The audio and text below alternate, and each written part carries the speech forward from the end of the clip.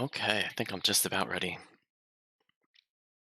This week and last week have been a kind of a nightmare, actually.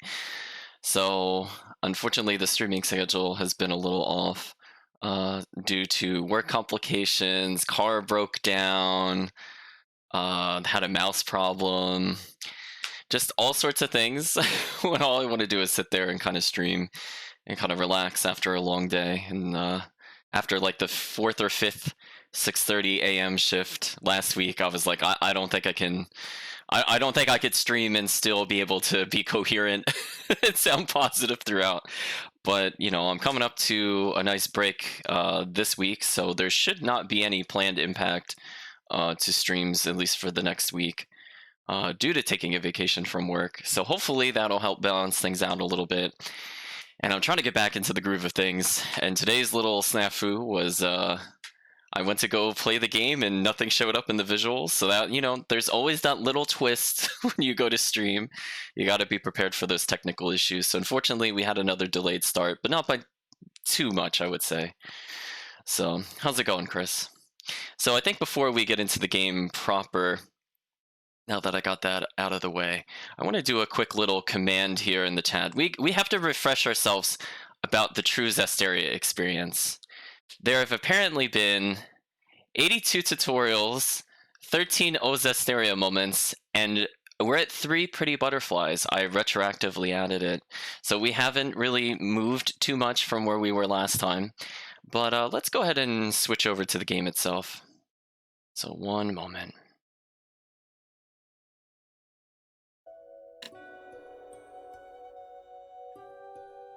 There we go. That looks okay. Now let me just minimize one thing and we will continue from there. Okay. Now we should be good to go. So, I see that ominous option at the bottom for downloadable content. I don't remember if I said it on stream or if I was just talking with the chat off stream or pre-stream. There is an additional chapter for this game you could purchase. It focuses on one of the characters that's been introduced, as well as a second character who we do not know enough about and has not been formally introduced as a protagonist. So I will probably say I will not be playing this because I'm not exactly a fan of the game, and I think they wanted something like $16 or something for the DLC last time I looked, and I'm like, there is no way I can justify purchasing that. I'm sorry, chat. I'm like, listen, I could get whole games from like 5 or 6 years ago for like $20, and this is just a DLC. Like, no way, chat. No way. It doesn't make any sense. So, where we last left off, it says we're in the Vivia Subterranean Aqueduct near Palace entrance. I felt like we got a little further than this last time, but perhaps not. Oh, Zestiria, are you having some frame rate issues? I hope not. So let's just take a quick little look. I'm just curious what they actually wrote in the synopsis.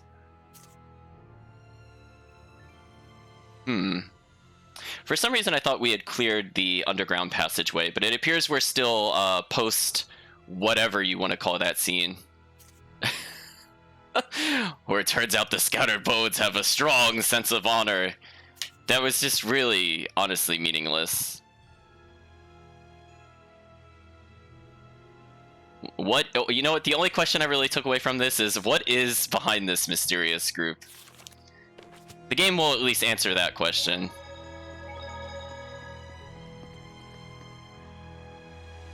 Yeah, something weird's going on. I don't know. It feels like a little chunkier than normal.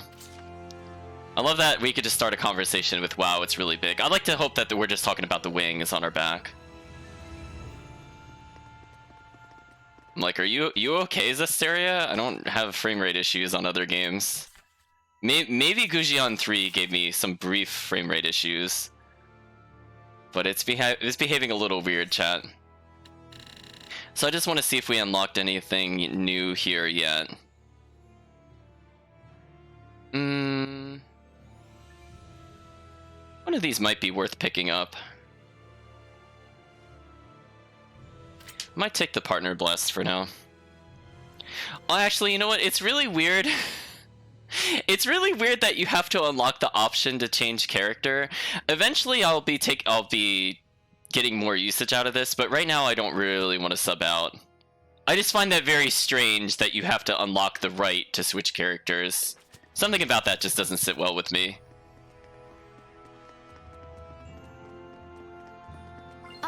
I hate to break this to you, but... I like to think that her comment there was actually just talking about the tutorial that we're coming across. So let's make sure we increment our count a little bit.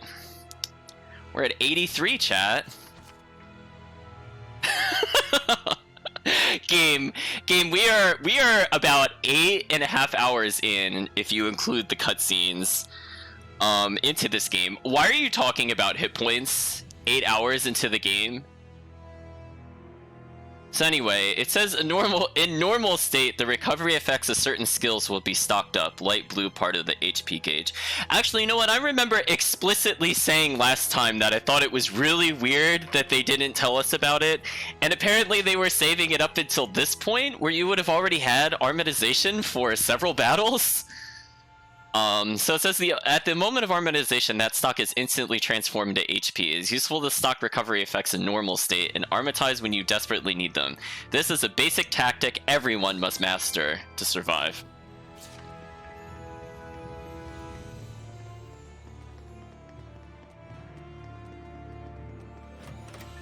Yeah, I think the game is having like a heart attack with like the black spots in the air. I think that's what's going on. So I don't think it's me. I just think the game can't handle itself. Which, I mean, I guess is fair. I mean, I could barely handle it. Oh, I don't think I actually went to the bottom right shops at all. Let me do a quick sweep over here so I don't have to backtrack. Okay, there is another chest here at least. Elven Crown, which is a circlet that only Mikleo can wear. He already has one. Again, chat, we're gonna do our best to ignore the little side mechanic there, because honestly it's kind of weird and tedious. Well, I think the game has now adjusted, at least on my side. I'm not sure if the stream picks it up, but it looks like the game is adapting to the little dots in the air. Okay, so I can see we took that chest, but let's see if we... Oh, see, we missed something over here. I'm glad we came back here. We've attained Lavender.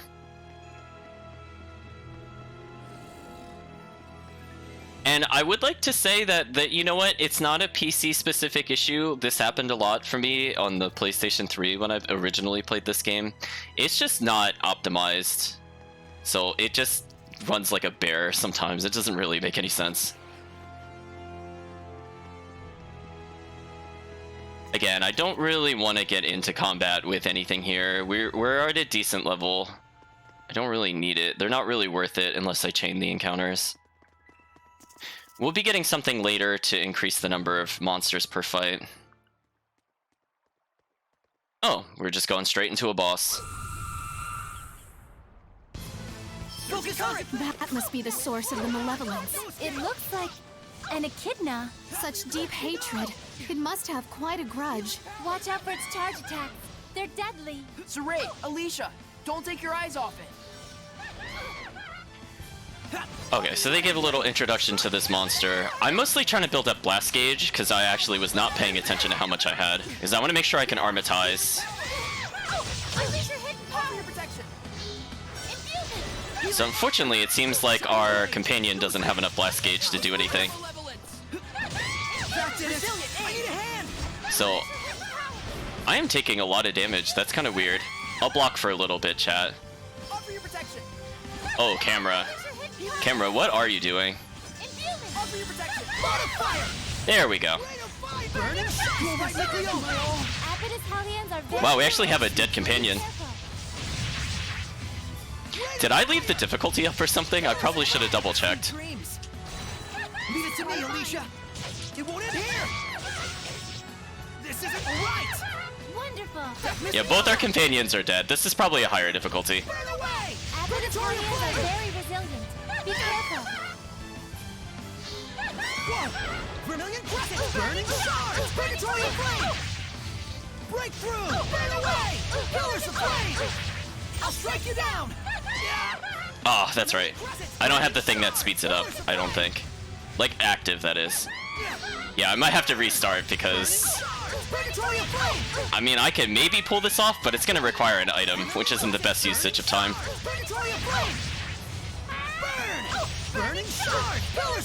You can see, like, I'm barely injuring this monster.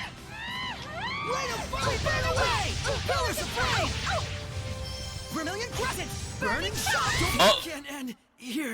And there is a classic Zestiria moment. Did you see how unfair that was, chat? Did you see that? It literally cast mid-combo, and instant cast punished me. Oh, chat. Oh, chat. See, this is why I don't think they played Zestiria on the higher difficulties. Chat, how is that fair? How is that fair, chat? Did you see how much damage it did, by the way, chat? It did 1,459, which is more than my collective health. Oh, Zestiria. Oh, Zestiria. Well, we're gonna retry. I'm gonna make sure I'm not on a higher difficulty.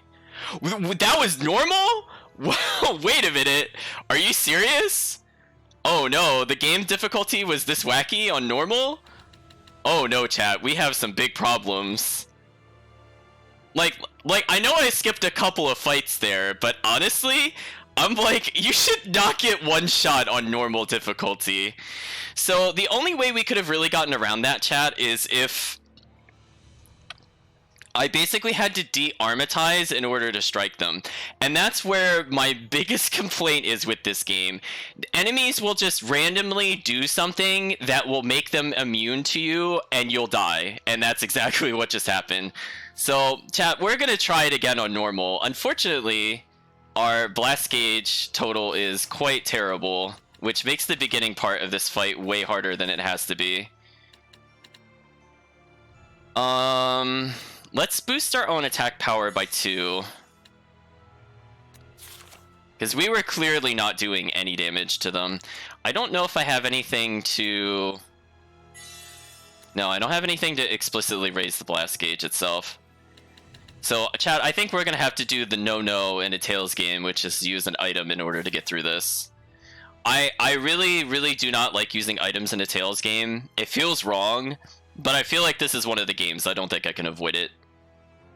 Like, I think I pretty much beat Zestiria on stream. I think we used 3 items total the entire playthrough, and none of them were on the bosses. Like, weirdly, it was on the random fights for life bottles. But yeah, this is gonna be an absolute mess. That must be the source of the malevolence. It looks like an echidna. Such deep hatred. It must have quite a grudge. Watch out for its charge attacks. They're deadly. Saray, Alicia, don't take your eyes off it. Don't take your eyes off it. It'll literally one-shot the bejesus out of you if you do. So our companion's already dead, and this is kind of a huge problem. Because now I can't armatize. The day is mine. You ready? I'm trying to kill the other monster, so that there we go. Let me switch targets briefly. There we go. Demon Bang. Blades of ice. Ice Reaver. Oops, I actually want to swap to this. Alright, let's switch what form we're using. Unfortunately, if you don't block, you can see you just take several hundred damage. So hopefully we can react to the boss's absolute nonsense. Alright, I'm just gonna try to free run. Oh, it did Pyrogenic Ring. I don't care about that spell. So you can see, like, I'm charging up its attack. So I basically just killed Alicia instantly.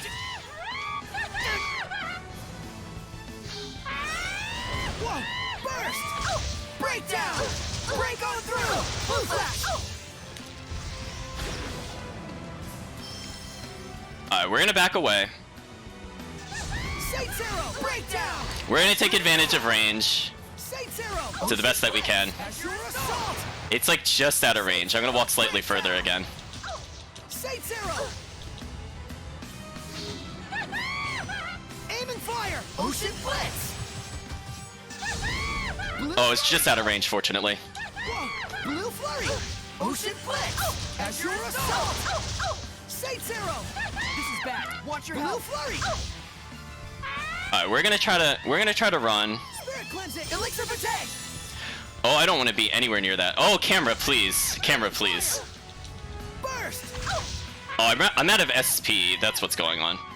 Unfortunately, that requires blocking, and I don't really want to be near it while it's spellcasting.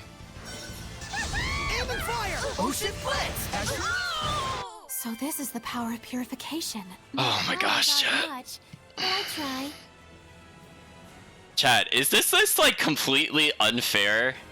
Like, honestly, I don't know what you're supposed to do against these bosses when that happens. Like, our companions just died. Like, they just died. Like, there's nothing we could have done differently. It's literally just RNG whether or not our companion lives in the boss fight. We're not even playing on a high difficulty, and you could see they just got absolutely one shot. Like, that wasn't even close. So we lost some grade because they died. But because we didn't use items, we still got a positive grade bonus. So for me, it was still worth doing. I don't know why bosses can randomly do 100% of your health on one unblocked attack. I don't really find that fun in video games. But we got through it, I guess. Oh, I get it. Huh? This must be connected to the Sacred Blade ruins. Wow, he's really slow. Because the torches and architecture are the same, huh? If I may say so, this place is oddly nostalgic. They both date from the same era. There's no way they'd keep the waterways separate. We should be able to get out through the Sacred Blade ruins. So the bustling city of Lady Lake sits right on top of an enormous network of ruins. You can find a reason to smile in any situation. Is that weird?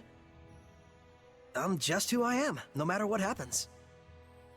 Well, fair enough. I'll give you that. Don't encourage him, Alicia. So Ray needs to realize for himself what a weirdo he really is. Anyone who hangs around with the weirdo must be pretty weird themselves, don't you think? Looked in a mirror lately? Oh my, what a beautiful maiden! Pot's calling the kettle black, wouldn't you say?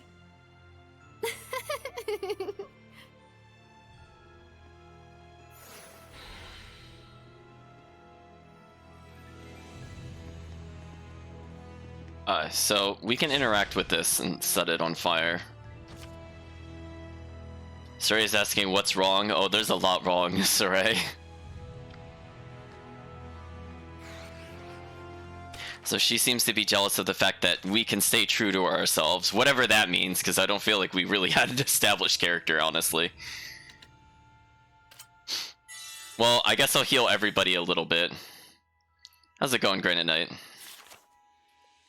So yeah, that's Zestiria in a nutshell. Sometimes, you know, you could be winning like 85% of the boss fight, and then the boss decides to cast a spell and you die. Like, there's not really an in-between. Here they are. We apparently attained Strawberry Waffle, which is good. I think we will actually take advantage of that. Let's get into one encounter here. I need to make sure we have more Blast Gauge. When a dead body is possessed by a Hellion. Guess the only thing we can do is purify it. Ready? So we'll make sure to try to fight each monster type at least once, just for the dialogue. But also because we need to make sure our Blast Gauge is up. Ready? So I would like to not get in a boss scenario. As I said before, one of the most painful things is just being at one Blast Gauge, or below one Blast Gauge on a boss, because it just makes the boss fight so much harder than it has to be. Yeah, I'd like to point out the difficulty difference of like how easy and straightforward that fight was compared to the boss fight. Like, it doesn't even feel like I fought something in the same dungeon. Like, that's how different the difficulty was in those fights. So we got more title proficiency. And we did get a level up, which will help us a bit. So let's take a look at our titles so far. So 5 appears to be the max. Well, let's slowly rotate them through different attacks. So this one was just attack focus. Maybe we'll increase their physical defense so they don't instantly pop. Oh, what was interesting about that is that 5 was the max for this one, but then we see Watermaster has more than 5. That's interesting. Look at all these useless items we have. I mean, Non-elemental damage is kind of important to have, but we'll go for more generic resistances, because clearly we would still die instantly to whatever you even want to call those attacks. Okay, I think that's good enough for now. So I just want to make sure we fought one other enemy type, and we'll continue. So not that one. I don't remember if we fought the Lamia by herself yet. Let's just double check. Saray, I'm counting Yeah. on you. Okay, we have. No mistake. Ready? All right. Splendid! Ready? Strike! Strike! Fluid surge! Fluid surge! I will smite evil! Ha! Water! Struck! Not yet!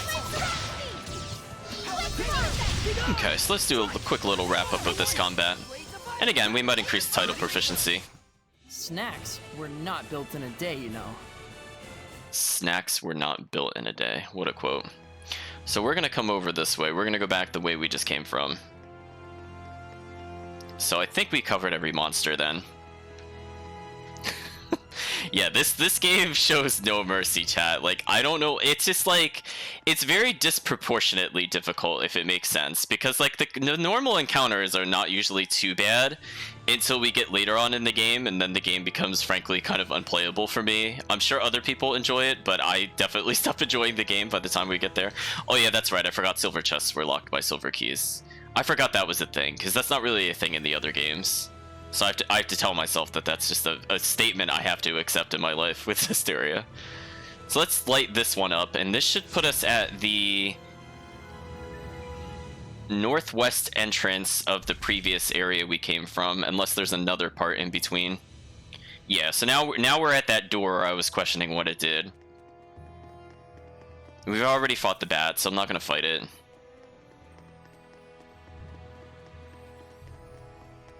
So let's proceed to go to an inn, because most likely there's a skit.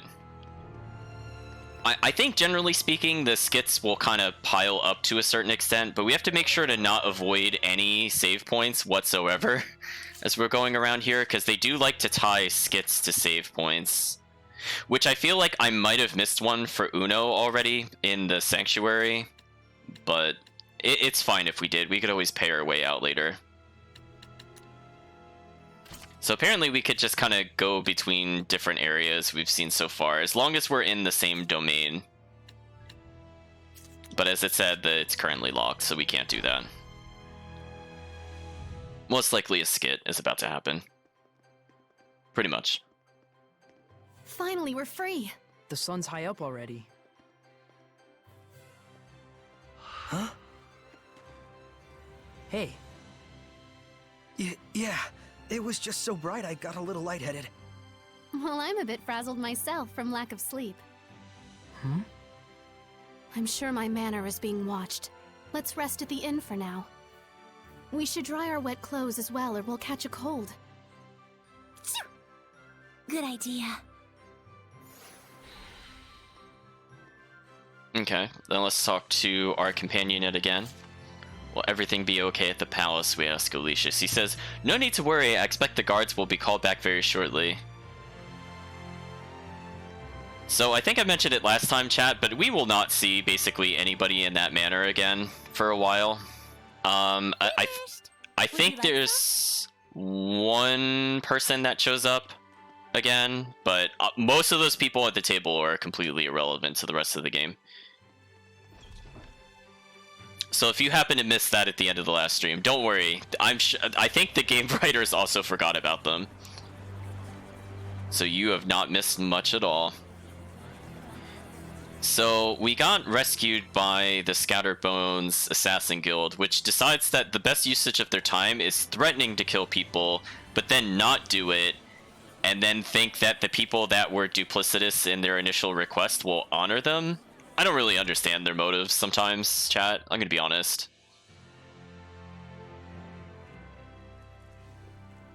Guess we caused yet another scene. Hooray for us. Well, at least we got rid of the malevolence.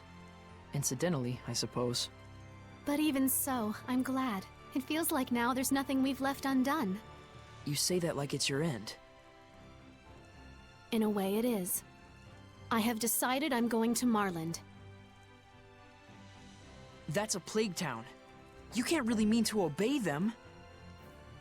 Whatever twisted motives the Chancellor may carry, the order is official.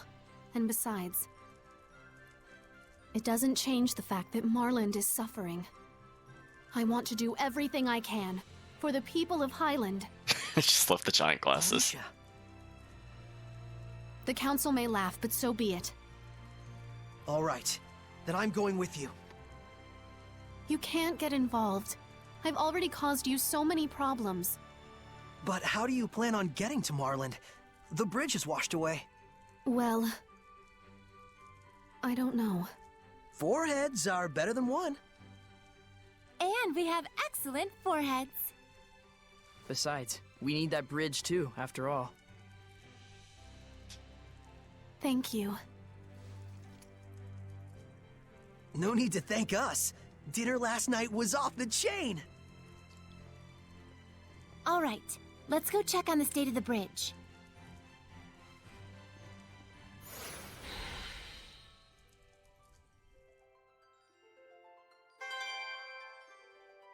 Apparently we got a title level up from just viewing a skit. I did not know that was a thing, chat. I don't know what one leveled up according to this. Yeah, I was gonna make a comment about off the chain. I expected to go, it was off the hook, yo. I just feel like it was just kind of an interesting delivery. So let's save in front of exit to now in the inn. And because we did something... This one is kind of tempting. It's kind of like a double-edged sword. Because like normally if somebody dies, you want them revived. But in this game, if they die again, they just cost you grade. So I don't think I want to do that one actually. I think we'll take this one. For more of a super heal. We should get a skit. Saray, about what happened at the palace. Hmm? I don't know how to say this, but I'm truly sorry. Don't worry about it. But I really had no idea they would go that far. I'm sure you would have been fine, but still. No. If you hadn't shown up, I'm pretty sure Bartlow and the others would all be dead now. I imagine you think it foolish of me to protect those who tried to have me killed. But this is how the game is played. If they were suddenly eliminated, the resulting chaos would spiral out of control. So it came down to Country first, Alicia second. Am I right? oh dear. I came to apologize, and here I am airing my grievances at you. Worry not, fair squire. This too is the shepherd's duty. Then you have my thanks, noble shepherd. If my humble self may be of service in any respect, do not hesitate to ask. Then can I ask a favor? Of course. Could you apologize to the soldiers for me? Let them know I'm sorry for hitting them. I'll make sure to do so. I'm sure they already know quite well that you let them off easy. Yeesh, I can hardly stand to listen to those two. But we did anyway. Well, we didn't overhear them on purpose. You're worried, aren't you? Saray tends to shoulder a heavier burden than he needs to. That's all. I feel like Mikleo unintentionally spoke to me. Also, don't think I didn't notice, chat, that when the subtitle said that the bridge has been destroyed, that he definitely said is. I'm on to you, subtitles. I saw that, chat. Alright, so we only got the one skit. Again, we're going to be really careful because they like to slip skits into different save points.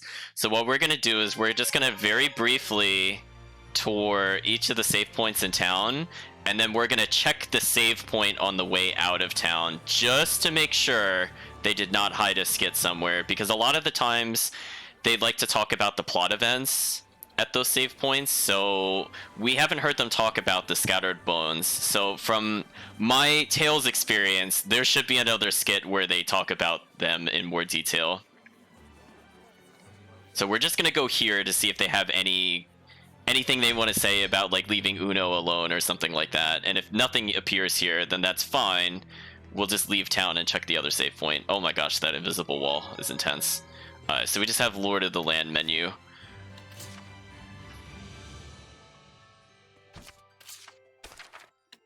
don't think we have anything else we can really get. Like, healing area might be interesting to us. Oh, jeez, chat, that invisible wall. Alright, so I think it was roughly around this point in the game where I felt like there was something not quite right with the game difficulty. So I think I mentioned that for a couple different times. There's the I felt something was wrong with this game moment, and then there's the oh, I don't know what the plot is doing moment. So I think it'll take a little longer for it to get to the plot, but we've now entered the state of the game where I'm like, something is really weird about the game difficulty in this game, and it doesn't make a lot of sense. I didn't particularly remember that last boss fight, but I believe we're now going to come up to 2 fights in particular that I recall not enjoying at all on the highest difficulty. One of which I felt was nearly impossible without doing a lot of grinding. Alright, so I'm just taking a look in here just to see if we could get anything else. I mean, I might as well just buy another sword.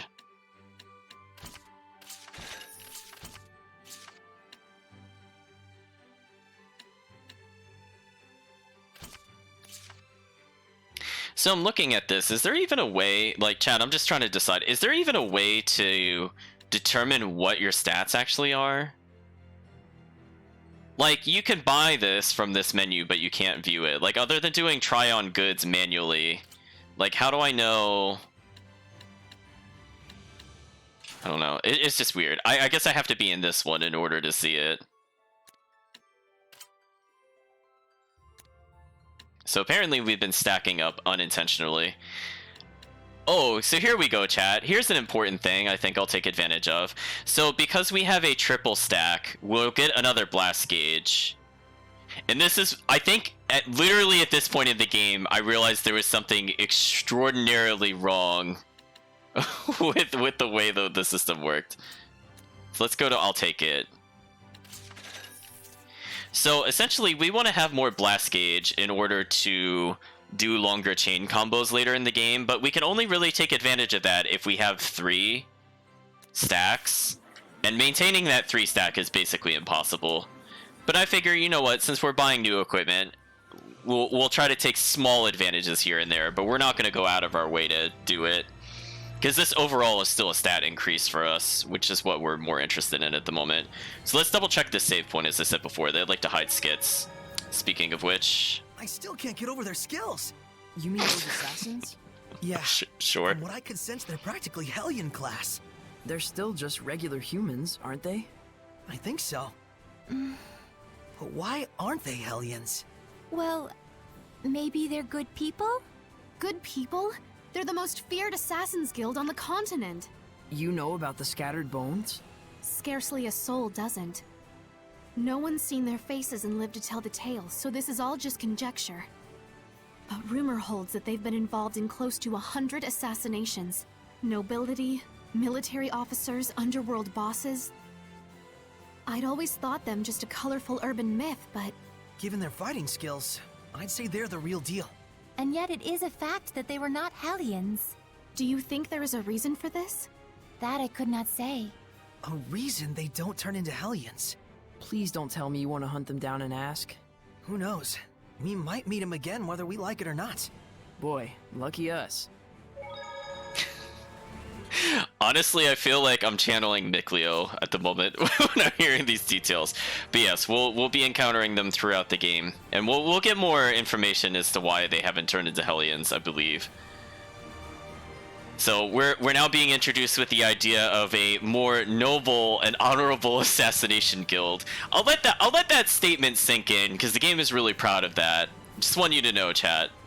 Just think about those words in that order specifically. Now, I don't think I missed a chest here, chat. I think the treasure chest has just restocked, which is good for us because we got a fire ring, which is probably better than what we're using on other characters. Yeah, see, this is just free extra bonuses. Alright, so we're going to return to the bridge, and again, we're going to check any save point anytime anything happens ever. Okay, so we don't have any new conversation with her. So she's just reminding us where the bridge is in case we are dum-dums and totally forgot about it.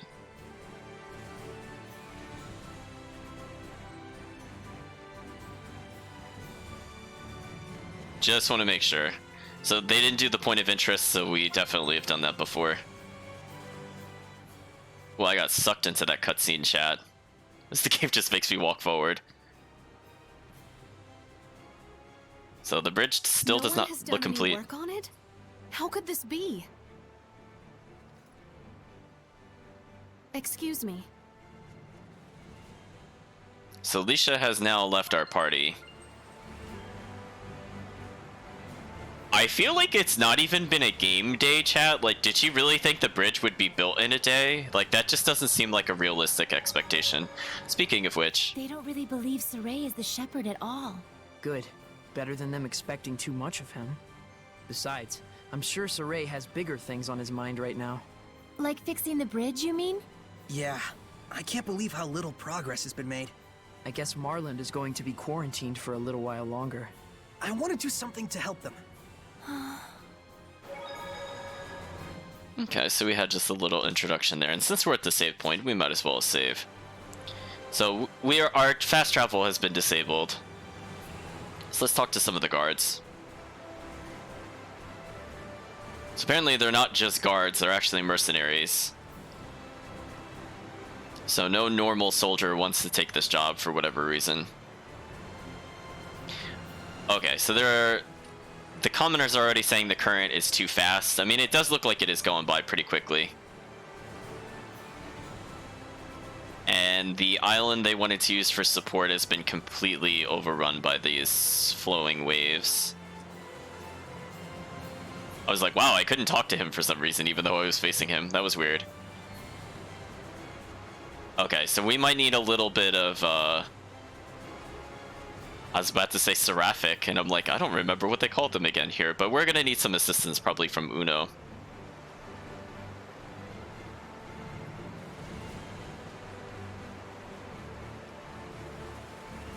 The craftsman saying it's certainly unpleasant. But we can't blame them either. I suppose anyone would be scared of an epidemic. well, that was kind of unexpected. I didn't think we were gonna get voice lines, but I was saying about to comment that he was saying it's us or them. He doesn't think that building the bridge is a good thing to do to connect us to the Plague Town.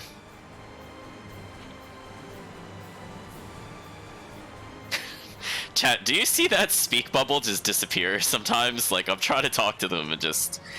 Yeah, the hit detection in this game for dialogue is really wonky. I think Berseria had one or two moments where collecting items was a little awkward, but I feel like it was otherwise fine. But this game in particular, I don't know what they use for the... whatever you want to consider setting the flag for that option is. It's just really weird. I feel like this is the third or fourth time so far that we've done it. Oh, I didn't actually want to trigger that. Oh, that's a curious outfit. You must be the shepherd. I actually just wanted to talk to those other I'm people. Saray.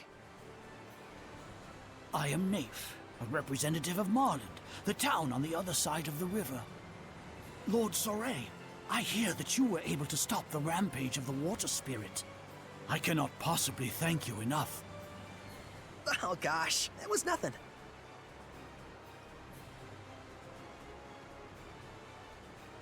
Hey, Mr. Naif, was there something that you wanted to discuss with me? Well, you see, thanks to your heroic efforts in putting a stop to the water spirit, the currents have calmed considerably, and we should be able to repair the bridge. But I'm afraid it's still taking too long. I have to make my way back and deliver this medicine at all costs. This is calmer. Huh, I see. Then, Saray,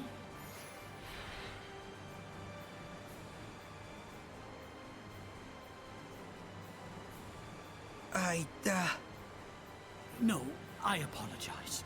It was wrong for me to ask favors of you just because you're the shepherd. The destruction of the bridge itself was a warning to those who have forgotten their gratitude toward the Seraphim. I shall bear that in mind and devote my energies to aid in restoring this bridge. I'm terribly sorry I couldn't help you. Please, don't fret. Your very existence is a beacon of hope to us all. We should be thanking you for appearing in such dismal times. I'll see if there's anything I can do on my end as well. I'm really sorry.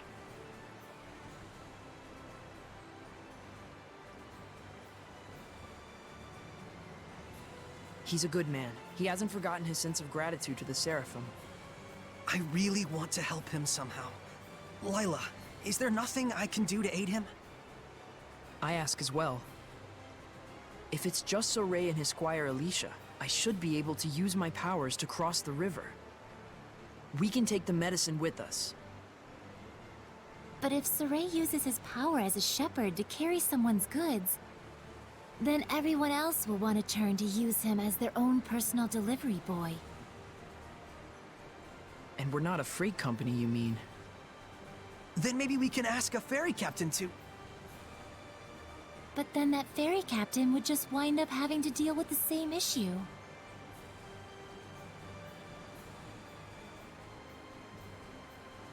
So, you're saying we should start by addressing the root of the problem?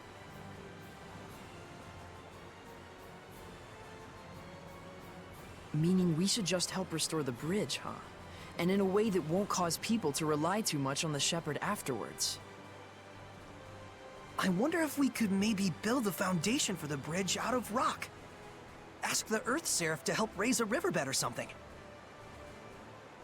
That's definitely something only the shepherd could do. And the repairs that followed afterwards could be left up to the people.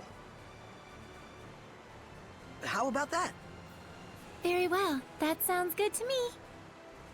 To the west looms a mountain known as the Spirit Crest. If I'm not mistaken, an Earth Seraph dwells there. Let's tell Alicia. Okay, so we are on track to getting my favorite character of the game. So that's a good sign. So we decide not to cross the bridge because that would be helpful. So we're gonna say we're gonna get somebody else to do the work for us so that we aren't relied upon in the future. I think that's a basic summary of what we talked about. Hey, I'd like to discuss this further with you later. Be ready. If you say so. Trouble? Well, I want to assist with the reconstruction too, for Marlin's sake. I asked, but... Not going as well as you'd hoped? I'm not the sort to give up so easily. I just need more time to explain how I can be of service. Anyway, what did you want to talk about? Yeah, I'm thinking we should talk to an Earth Seraph who lives on the Spirit Crest about helping with the reconstruction. They could change the riverbed to form the bridge's foundation. You can do something like that? It's definitely a possibility.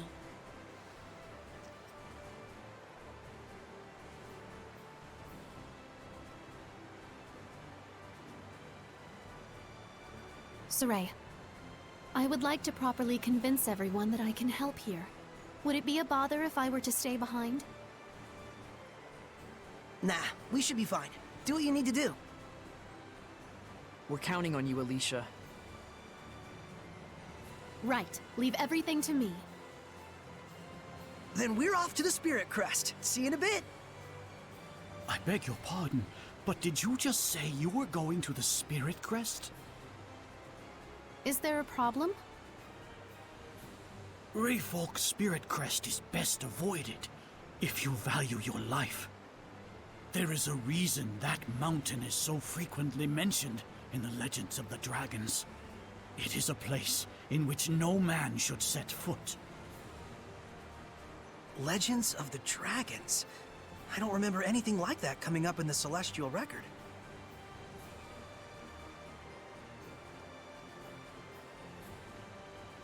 Tell me, do you know the legend of the 8 serpents?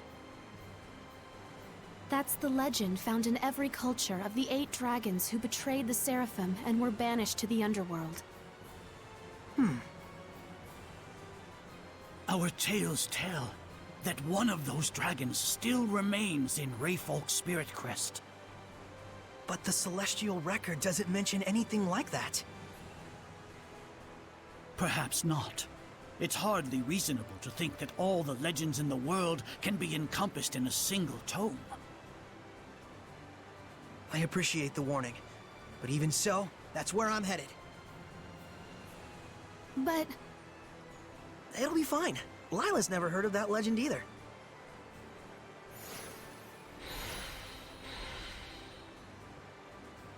So I wonder if the mention of the eight...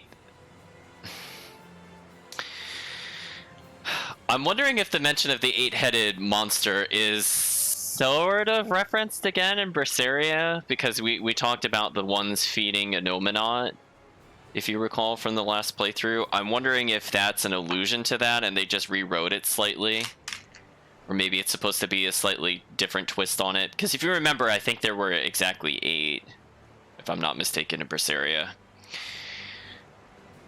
So we'll keep that in mind. Anyway, so we got another tutorial. Party lineup. When Saray is the only human, only one Seraph can battle alongside him, but you could switch Seraphim in the middle of battle by pressing directions. Seraphim who are on standby automatically recover HP, so keep an eye on your Seraph partner's health and switch them out when necessary. So I hope you don't like multiplayer, because this game absolutely is not designed for multiplayer. So if you're like, hey, we finally got 4 players, or 4 characters for 4 controllers, the game is like, psych! You have 3 characters, but you can only have 2 out at the moment. So yeah, this game is just so unfriendly in multiplayer. And as you can imagine, it would be very annoying to see it on the back of the box saying up to 4-player local co-op, and then 80% of the game is fusing 2 people together to reduce your party count to 2. It's pretty obnoxious, chat. It is pretty obnoxious. Oh, chat, do you see what I see? I see a skip first, The though. mountain certainly is impressive up close. Yeah, I can see why they call it Spirit Crest. But still, dragons? Probably just a story some bard made up. Certainly the last time I was here, there was never any sign of one. You mean on your journey with the previous shepherd? Hey, let's play a game. Pick a number 1 through 10. Got you! It was 12. She's off the rails. Must be that pesky oath of hers again. Anyway, if there really were a dragon there, we wouldn't stand a chance against it. So what? If we run into one, we better hightail it out of there? Hopefully we don't run into one at all. Now look at those butterflies, chat. But you know what we also see in the nearby distance? Look at this. Look at this. Is that a monolith? No, Saray, it's a tutorial. We talked about this. Blast gauge. Let's explain the let's explain the battle action chain blast. In normal state, after a 3-hit combo, this lets you hold down RT and expend 1 blast gauge to recover 50 SC and perform an attack off of which you can continue the combo. This makes it possible to break past the 4-hit combo limit. Remember, this is only possible on the 3rd hit of a combo. Making full use of this can lead to acquiring new blasts. So, we might as well just humor the game and make sure that we have it equipped.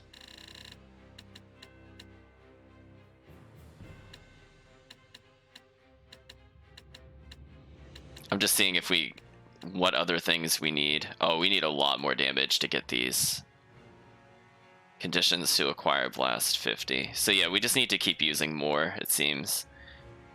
Unfortunately, we need to get a 60-hit combo at some point. Tisk tisk. So we have 5 points, which could help us out a little bit. I'd probably want push full guard at some point, as I mentioned before. It's the most useful, I think. So we might have to let the AI attack us a bit more. Oh, here's the most dreaded enemy type from Berseria, just here in the beginning. That's cool.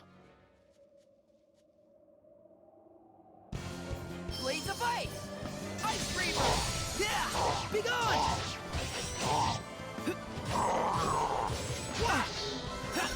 Be gone! Lunar Strike! It's over! Take that! Ready? Wow, we're doing such pitiful damage. This is sad. No escape! How's this? Man, oh man, what a bunch of amateurs. Uh-oh, chat. A familiar face.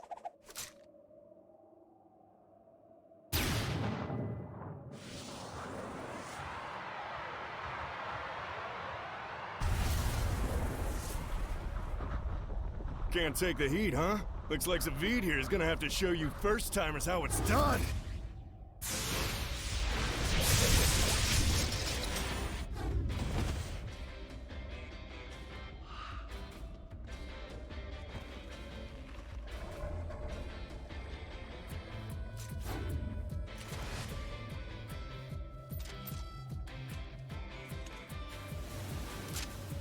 No, don't!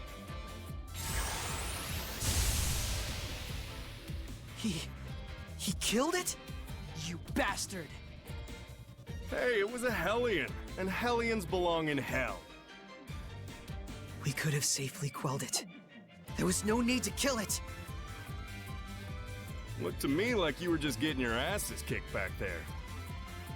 Besides, death is a kind of salvation. For some. What? Why?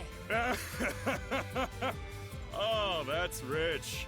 I can always count on the shepherd and his posse to be a bunch of goody two-shoes, can't I? You knew I was the shepherd? A self-righteous choir boy facing off against a Hellion. Who else would you be? The name's Zavid. Damn pleased to make your acquaintance, gentle shepherd. How dare you! The Spirit Crest is way out of your league.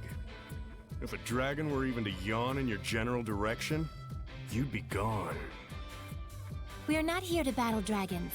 Your concern is noted. You're not? Well, that's no fun. Nothing adds spice to life like a sworn enemy. I take it you are here to fight the dragon, then? That had been the plan, yes. But plans, they change. You serious? Looking pretty good, aren't I? Zavid, what is it you want? Do you really think I'd be willing to just drop the shepherd and his toadies into the dragon's lap so we can gobble them right up?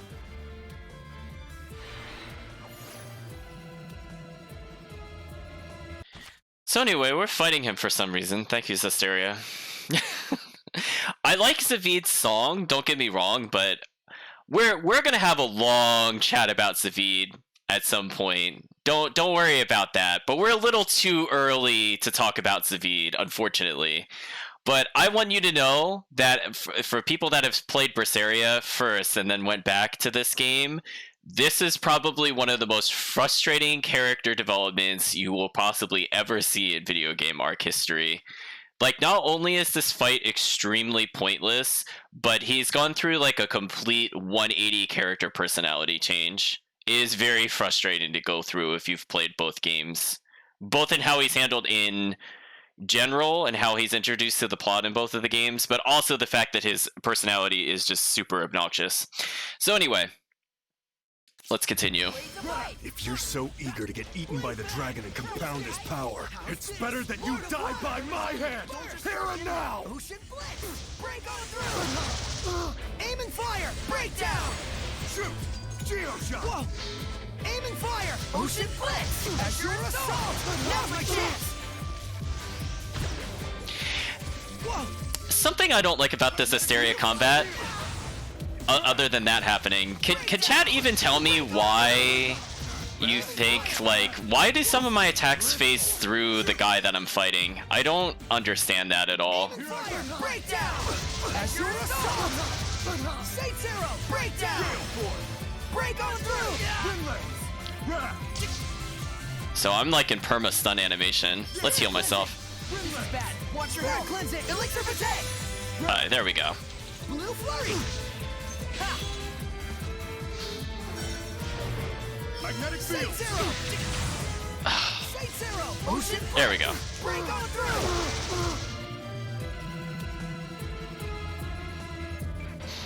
Whoa, hold up! I'm sorry, alright?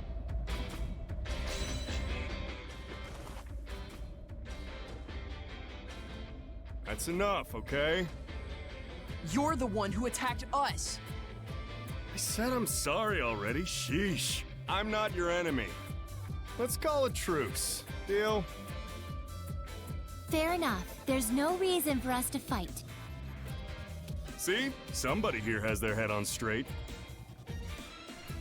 And besides, we're all part of the same team in the end. Know what I mean? Are we? Sure. I don't plan on becoming anyone's sublord. Zavid. All right already. I'll leave you alone, your shepherdness. It's Saray. Sure. Saray the shepherd. Well, I got better things to do. Don't forget to run if you see a dragon. Is it really true that a dragon lives here? You got eyes, don't you, Saray? Why don't you try using them? What is that guy's problem? His power. It doesn't feel like purification at all. Almost more like it feeds on malevolence. I can't respect someone like that. A seraph who would just kill a Hellion. Yeah. It's sickening. Let's be off. We have our own agenda to fulfill. Right. I feel like that line just introduces so many questions. Like, chat, like, maybe you're on the same page as me when it comes to this. Like, can we take a moment to talk about Miklio's motivations for joining us? Like, wasn't his whole motivation is that he wants to deal with the Hellions, so he's basically purging them? Like, did I miss something? Like, what did they do prior to this against the Hellions, right? Because they said they can't really kill them, so the best they could do is drive them off. But multiple times Miklio at this point has declared them his mortal enemy, and he talks about how much he hates them. But apparently killing them goes too far? I don't know, chat. Something's just really off with the motivations in this game. It just doesn't jive.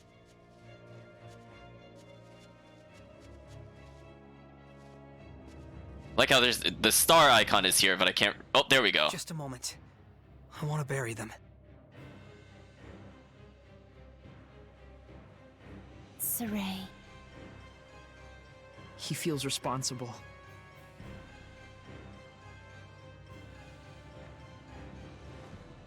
Let's go, Miklio. Lila. So anyway, we've now buried said person. Get in a fight with the harpies. So is that a human or a bird? Some things you're just better off not knowing. Tiger Blade! Strike! Who's rough away? Powerful arts! Aim and fire! Break down! As your assault! Generally speaking, if the creature is winged, Miklio is probably the best choice. So you'll see me using Miklio a lot here. Break down! Break on through! Everyone okay?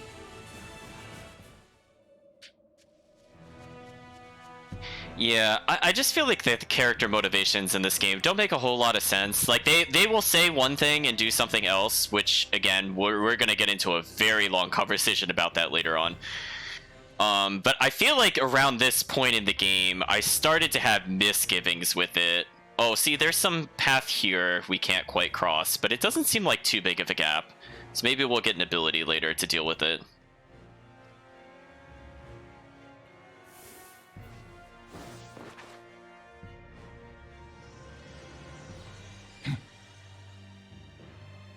Hey, aren't you from the Assassin's Guild? Why would you be after me? Do you realize how disturbed the people have become? With someone like you running around pretending to be the shepherd? Huh? But I mean, I am the shepherd! Care to prove it, shepherd? As if you could. So anyway, this is just kind of a random fight. Ready? Strike! How's this? Line of fire! Brilliant presence! Burning charge! Pillars of flame! I mean, we're gonna prove it to him, I guess. Burning echo! Breakthrough! Burning charge! Whoa! Rain of fire! Burning charge! Burning fire! Chat, okay, chat, can we take a moment to talk about this? How was this boss fight on the same level as the previous one that we just did? I feel very insulted, chat. Chat, that was a boss fight according to the game. I want you to take that in. Like, how ridiculous that other fight was, where it was basically one-touch death equals, you know, apparently a fair boss fight. And then this one where I don't think I got hit, honestly. I had blocked. I don't know if he even managed to hit me while I was blocking, honestly. I guess he did some damage at some point. Oh no, controlled character took no damage. So I literally was not even hit that entire boss fight. This game is kind of wacky sometimes. Strength.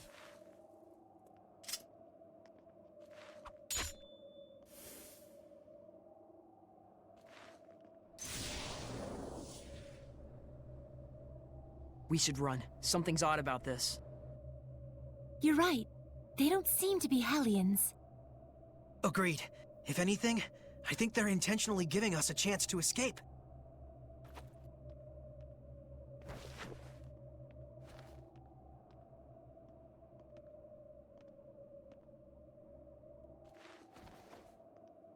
I wonder if they'll still target me. I can sense the ancient tongue. We're near one. Oh, jeez, chat. chat. Oh, no. Oh, I didn't realize it lit up slightly on the mini-map. I didn't actually notice that before. Oh, chat. What are we gonna do with Zestiria? Okay, here's the new tutorial on combo effects. Seraphic arts and combos have reduced casting time regardless of actions. Seraphic art, well, it's just giving us the percentage breakdown. Seraphic arts use a lot of SC, but a combo like... I guess you could consider it normal, special attack, Seraphic art. Actually, what is the Y button? Oh, that's right, that's what the Y button is. Okay, so 3 of them are special are normal attacks, and then the last one's Seraphic art. Would give you SC reduction for the martial arts, the distance advantage of the... Oh, it's a backstep. Oh, oops. I misunderstood which button that was, looking at my controller. And a shortened casting time, neat. So, this is more just a reminder that backsteps count towards the combo when it's considering different effects. Well, that was rude, game. It's an armadillo! I'm sure it'll curl up. Oh, you're sure, huh? Bang! Not yet! Not yet! Wonderful! Alright, I'll try to let it intentionally attack me. Or, no, it'll just die. I tried. So anyway...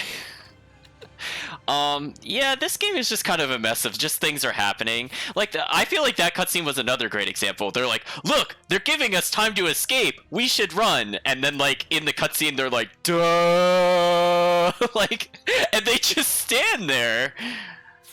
I truly don't understand sometimes, chat. Like, there almost needs to be another counter for moments like that, because it honestly happens way more than it should. Where they will go on very long discourses of actions they should take, and then they choose to do nothing that they talked about. So we chose not to run, we just let the other people walk away, I guess. Question mark, question mark, question mark. I don't know if we fought this guy yet. This is fate. It looks like a pig, but it must have been human before. Even if a seraphim just eats and eats all day, that's what happens.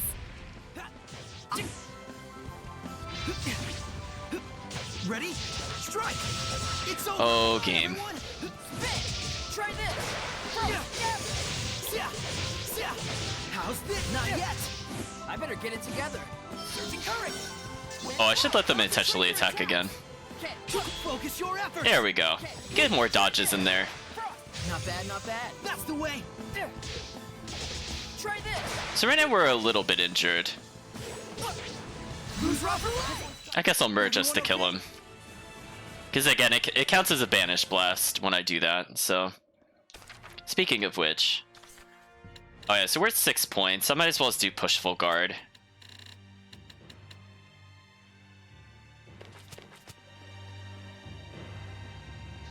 So we're just going to take a look around and we're going to try to get some more herbs. Again, those will be our full heals, which we might end up using if we're not going to grind, because I feel like the game difficulty, as I said before, is like all over the place.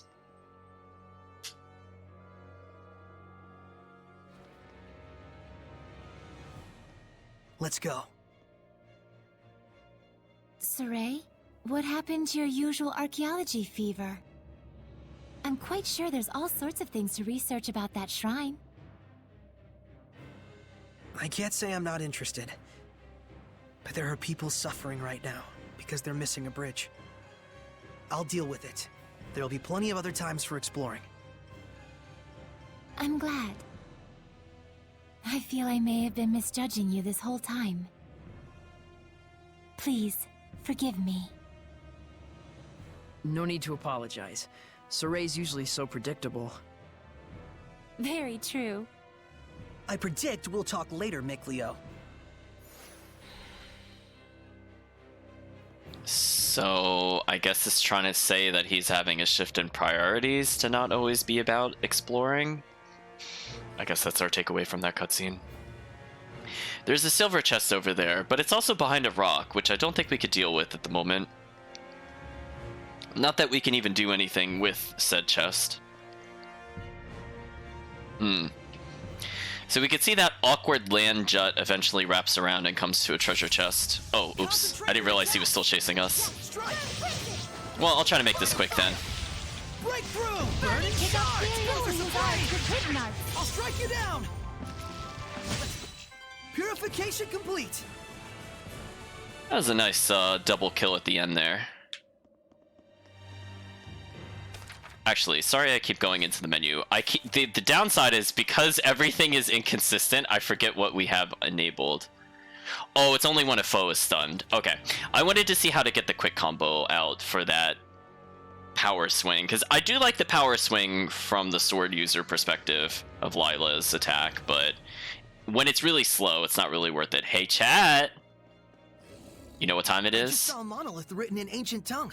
It's tutorial time, chat. So what is the game going to teach us again? God, game, switching Seraphim. Seraphim on standby, parentheses not battling, end parentheses, will gradually recover health. They can also recover from being KO'd. We're going to need to take advantage of this midway through the game, by the way, because it just becomes so obnoxious later. And it says it takes some time. In other words, swapping Seraphim in and out isn't just a rescue tactic, but an invaluable aspect for the longer battles. Some bonus skills will add an elemental attack to the first hit of a combo. This will make it easier to use Seraphim who aren't the best fit for certain battles.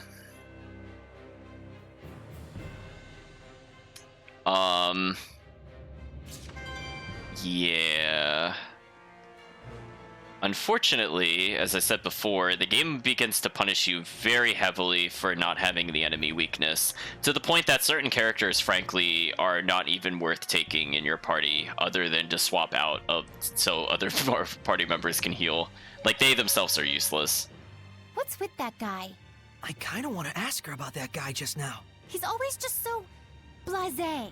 I also want to ask about that strange item he had. And what nerve, being so scantily clad in front of a lady like that? Maybe now's not a good time to bother her. Good call. So she knows something, but we're not going to ask her because heaven forbid we get more plot, chat. We will just go forever unknowing. Blindly do we stumble towards the abyss. So we're pretty much at the top of the mountain at this point. Like, we can see there's a couple other peaks. So I guess we'll see how true the dragon rumors are very soon. What is this? Is this the domain? It can't be. Are you saying malevolence could corrupt a domain this far? We should escape! The strongest entity in the domain decides its form. It has nothing to do with right or wrong, or malevolence. But... It's just like with Gramps. The lord of this land must have detected our intrusion.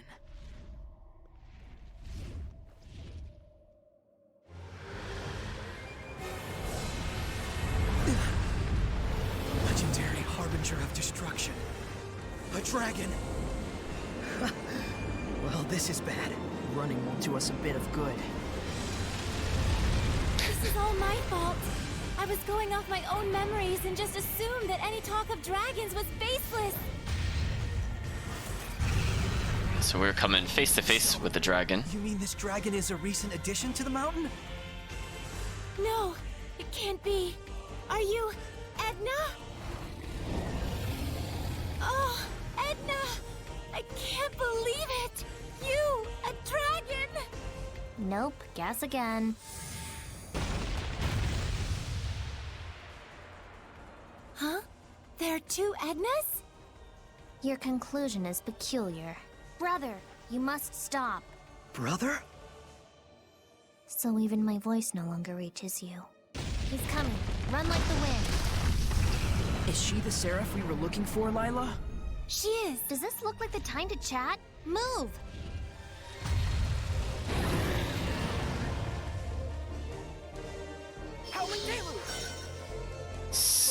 So I don't know why we're fighting the dragon, in which we stated multiple times we should not be fighting. You alright, Mikleo? And Mikleo died instantly. So, well, chat, we're in another... Fighting. Just run.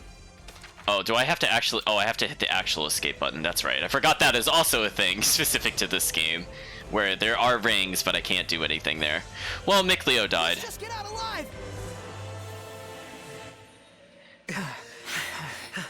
Oh, look at those glasses hovering.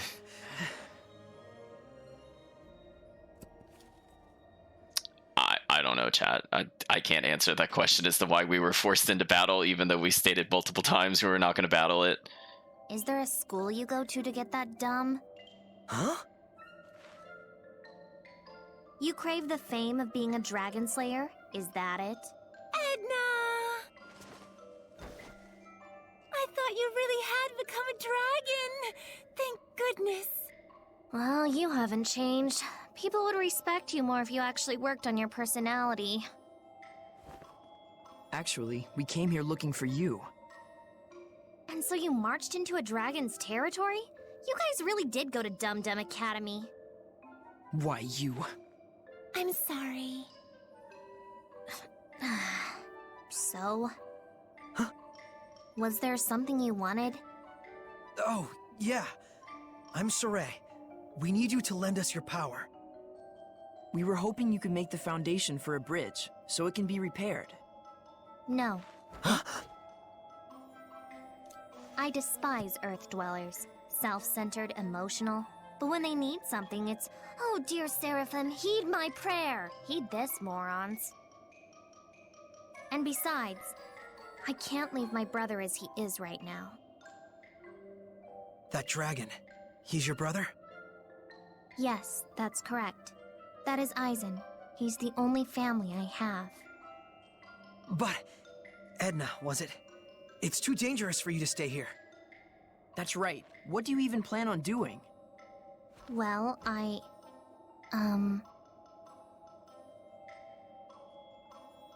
thought there had to be some way to cure his condition, but I haven't found anything. Well, there we go. I bet I can quell him. Seriously?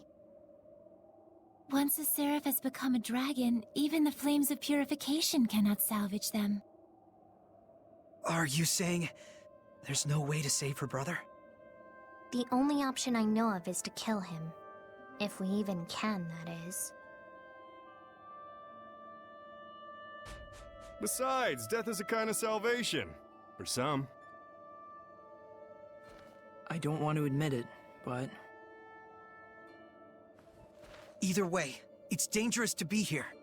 I won't ask you to help us after all, but you should get far away from here. I agree. This is none of your business. Look, Edna. Leave me alone.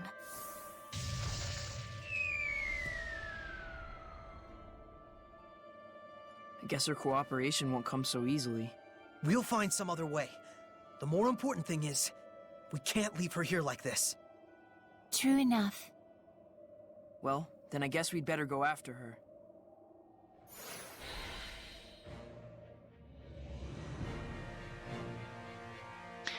So, people that might have seen the Zestiria playthrough, where one of the protagonists playable was named Aizen, this is indeed his sister. You might recognize her because she was shown very briefly in one cutscene where I believe his name was Melchior was using illusions to pretend to show him someone important to distract Aizen. So this is a callback to this game.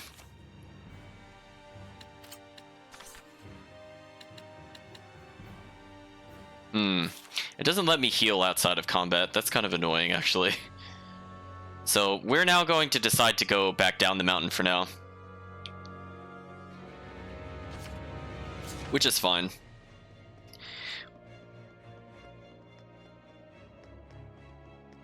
We're going to ignore those enemies. We have a decent amount of blast gauge. Well, we found Edna yet again. But she hasn't joined our party.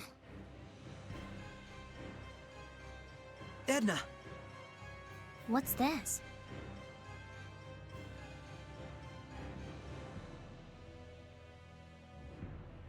Did you bury them? Yeah. It was the least I could have done. Huh. Edna. Enough. I don't care how dangerous it is. I'm not going anywhere.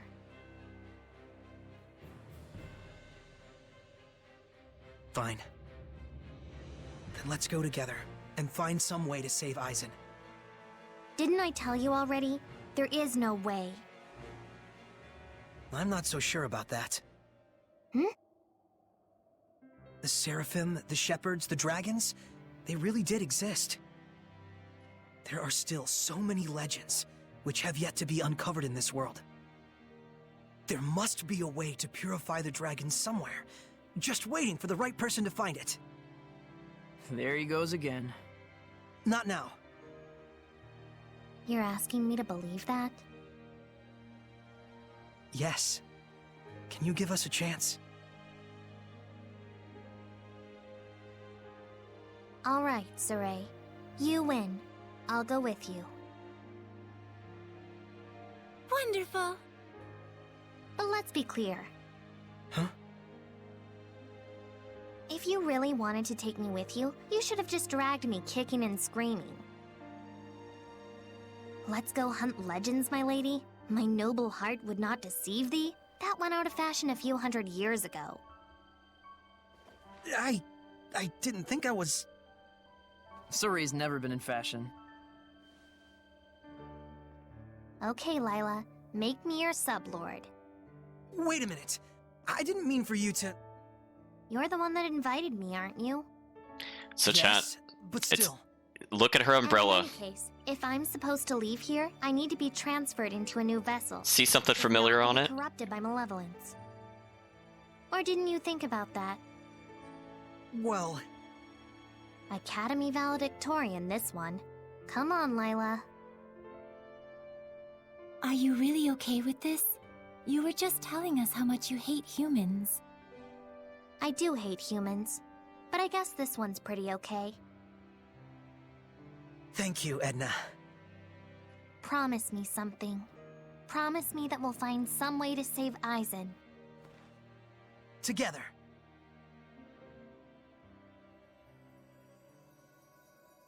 O ye born of firmest resolve. Here let our pact be forged, that my unquavering incandescence may be as thy purification. Shouldst thou accept this burden, recite aloud your name. Havson Yuland.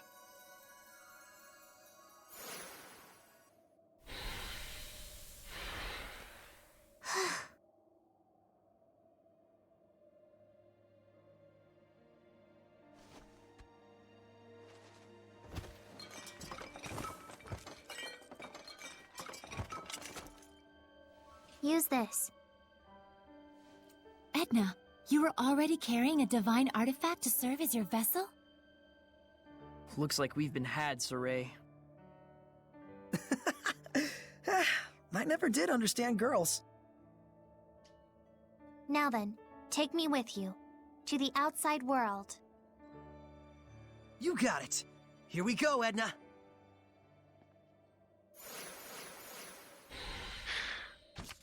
So, jeez, game.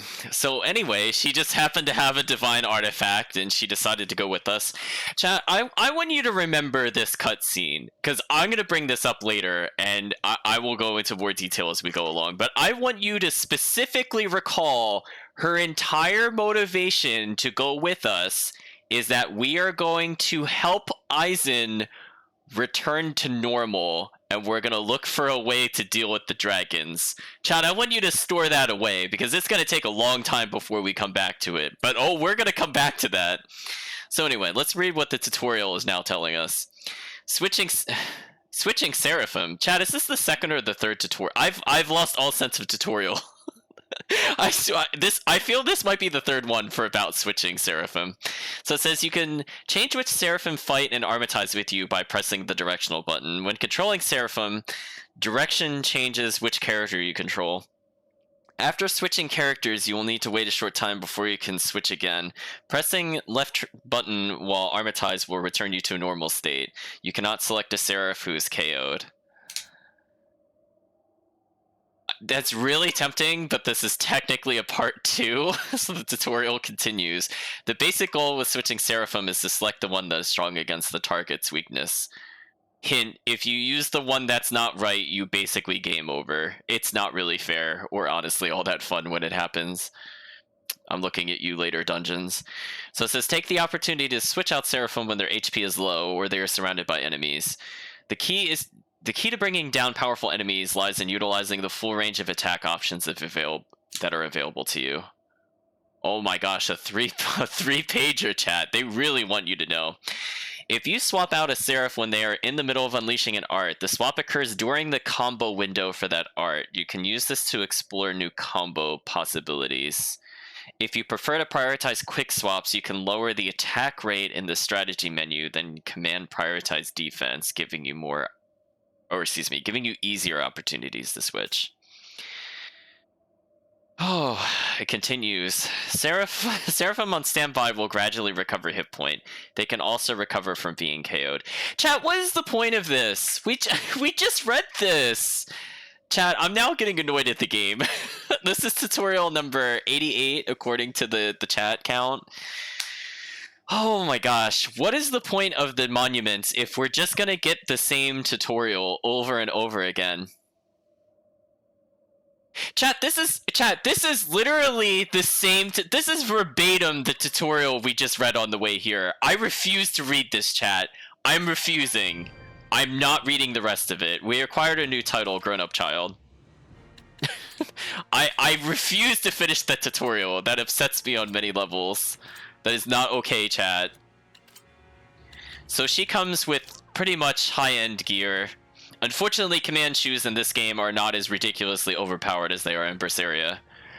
Yeah, actually, you know what? That's a good point, chat. That deserves an Zestiria moment. They literally repeated the tutorial. Like, verbatim. Like, we got it on the way there. Like, it's just... why even bother at that point? Oh, and she came out max with the title already. That's interesting. Well, we'll try to increase her defense. Because I kind of just want them to live, honestly. Damage is kind of a secondary thought. So, like, we could go for more damage with the attack up, which we might do pretty soon. Stun time reduced by 20%. Curious cat, the world is full of secrets and mysteries. Curiosity is the key that opens all doors. Okay, so we'll get titles as we progress through the plot. Let's make sure the support talent for Edna makes sense. So right now she is... find gold by simply wandering the streets of town. Splurging a little might give you good luck. I think we'll switch her to snack preparation, because I don't think this does anything when we're outside of town, if I'm not mistaken. So I'd rather just have another cooking ingredient, honestly. So we can see now, chat, that somewhere... okay, so all the way back here, chat, is the conclusion to the sub-story that we just did. I will assume the game will not let us go up there, because even if we were to go there, it would be impossible, so I'm just going to save us all the trip. I'm not going back up the mountainside. I'd just like to point out one thing, too, that we've only received a support action so far for Lila. Hey you, Waterboy. You got a name? Micleo, not Waterboy. Mikleo not Waterboy? That's a new one. Call me what you like. See if I care. Hey, Amiibo. It's Mikleo, alright? Mikleo! If you say so. What happened to the Well, audio? See who runs this household. Yep. Whoa, what? Since when was this a household? Yeah! Can you guys not practice your comedy routines inside my head? Oh, it was supposed to be because they're inside his head. Okay, got it. I was like, why is it all echoey? I'm like, oh no, is that another Zestiria bug? Chat, sometimes I really can't tell, honestly, whether it's a bug or intended. Sometimes you just have to wait. But yeah, I do think Edna's probably my overall favorite character in the game. Mikleo's probably up there because he sasses Saray. And then everybody else is like a distant last place, honestly.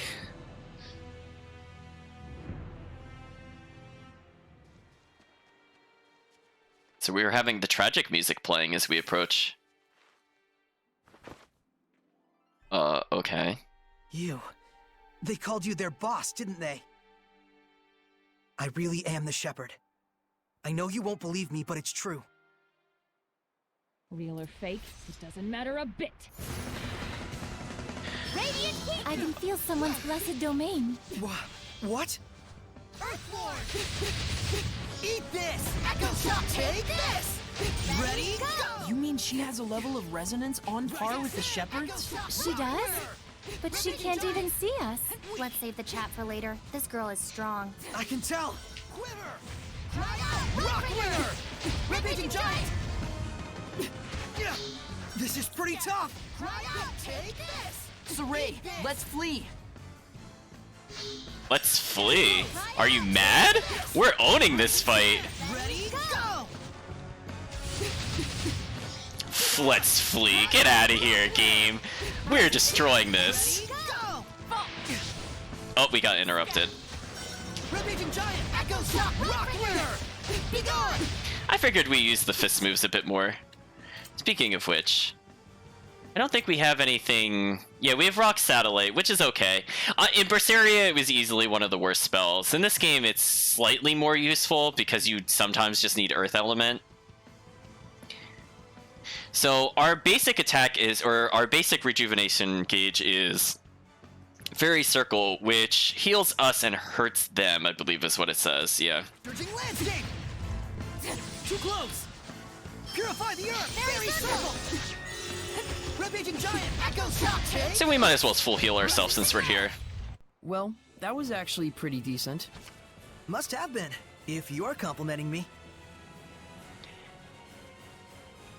And then we didn't really... Okay, chat, so here's another thing. We didn't really get a lot of grade. I don't know why we got so much grade on the first one. Maybe because we didn't get hit. I don't know. Like, for a boss fight, we got, like, nothing. Again, you'll notice this as we go throughout the game. The amount of grade we receive is just so random. Like, if you just don't hit some arbitrary number of positive points, you'll get, like, nothing, even though you did well. Like, none of us died. We didn't use an item.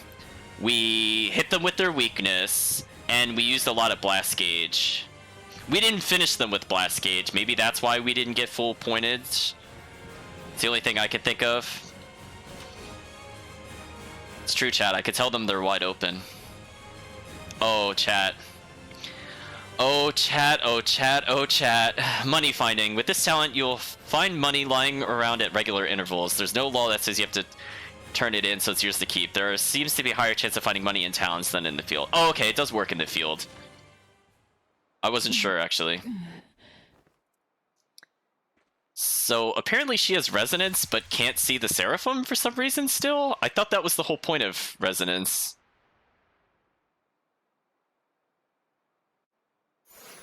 And we have yet another character. That's Dazzle. Do you know of him? He lives the life of a vagabond. I heard he had taken a liking to a particularly fearsome band of traveling mercenaries. Why is he with the assassins? I suppose something happened to the mercenaries. There must be a story behind it. You don't just join up with a bunch of assassins for no reason. I'm surprised he hasn't become a Hellion by now, hooking up with an assassin's guild. There was no malevolence at all coming from that assassin. What? No way. No malevolence will fester among those who are pure and clean of heart. That assassin was exactly like you, Saray. A pure and clean of heart assassin? Really? They make those? Apparently.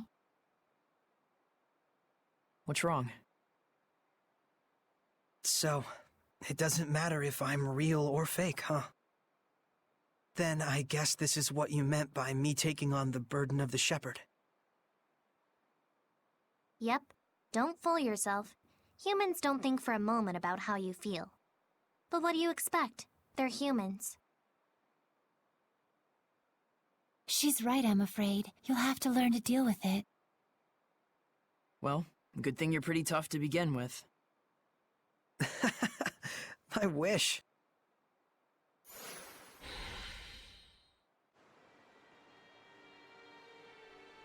So I guess our takeaway is that I think they said it was a she, but they said the character was a pure and clean of heart assassin, whatever that even means, game. Whatever that even means at all, honestly. I don't think that means anything.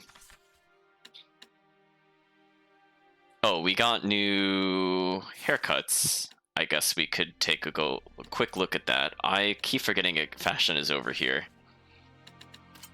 So we could briefly do the hat style, which I don't particularly like. We only have one outfit for her. But I think we need to formally invite her into the Double Wing party.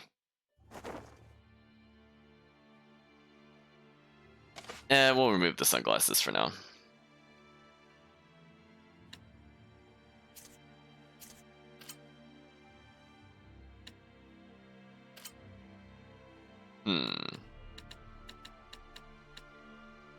We'll move it a little closer to her. That's probably good enough.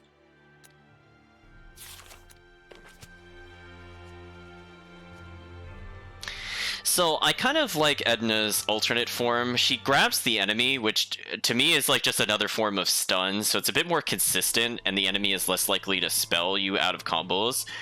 The problem with that one is that it's not really good at dealing with small groups of people, so I just feel like, for example, the bow and the sword are better, but for 1v1s, that's usually the form I default back to. Saray, I'm counting on you. It's a marmot. It's quick with its attacks. It'd be best to use hidden arts. Be gone! Let's get him! I command you. How's this? Shock trigger! Earth Lord! The kind that warp instantly. Rising Sam, come to my side! Rock Rock Satellite, come to my side! Rock Roxy, satellite! That... come to my side! Yeah! Oh, that actually guard broke me. Side! Rock satellite! Yeah! Chat, do you see me trying to cast a spell? Like, this is just sad. I get completely interrupted. Rock satellite! Eat this! Echo Shock, Rock Winner! Oh, chat. Ruins. Also, we almost got more grade from that fight than the previous boss fight. For some reason.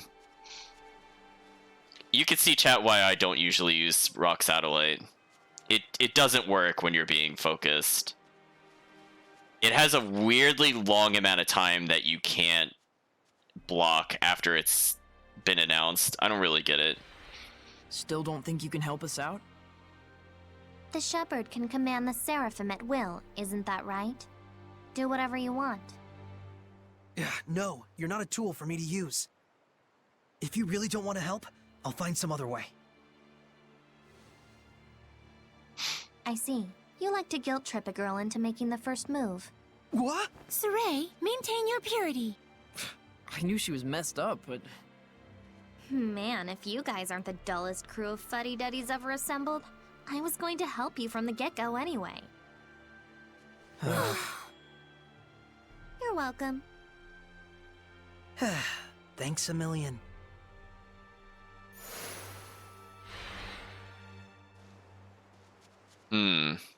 So we don't have any new conversations with anybody. But let's try to walk over to the save point just to make sure there's not a skit.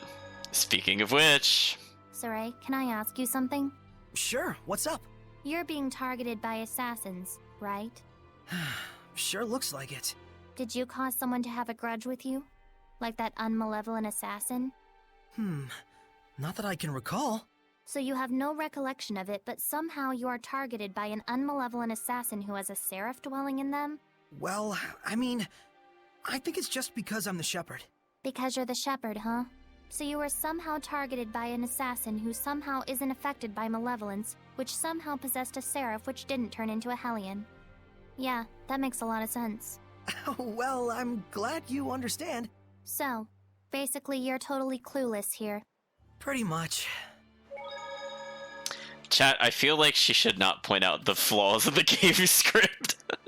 I'm like, honestly, honestly, they probably shouldn't have done that one.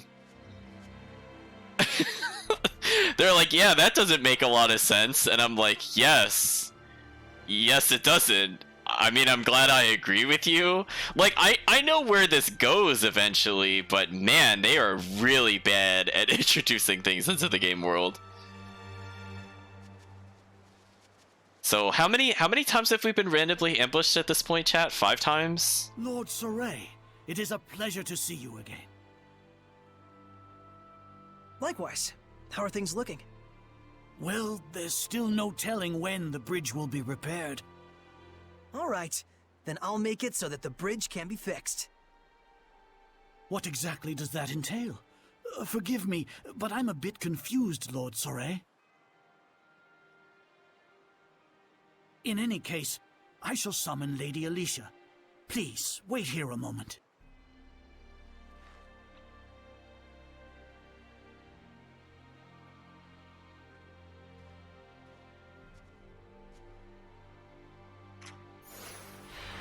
Wait a minute. You're going to do this right away? Yeah. I want to cheer them up as soon as possible. But... Don't you know what humans will think about you if you demonstrate power that transcends their simple understanding? I do indeed. Huh. Well, okay. Suit yourself. Maybe you like being treated like a monster. It's your call. I won't stop you. But think carefully about who stands to lose the most from what they're warning you about. Right.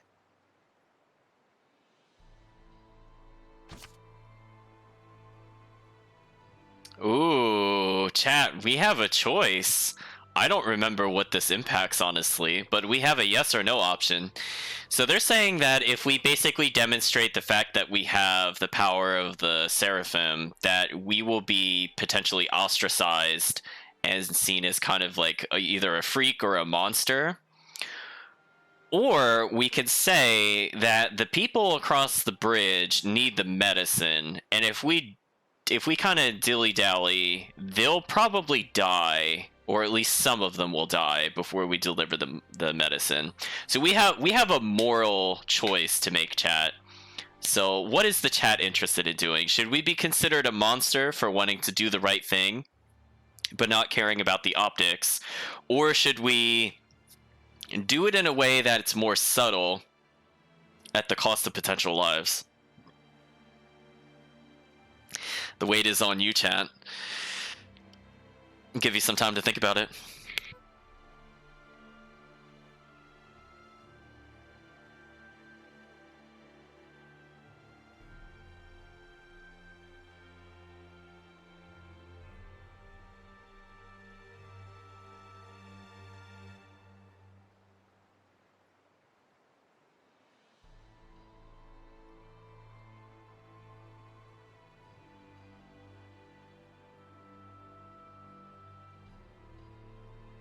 Okay, chat, I was gonna say, I flipped a coin off the microphone, and if no choice was made, I was going to go ahead and do that. But you know what?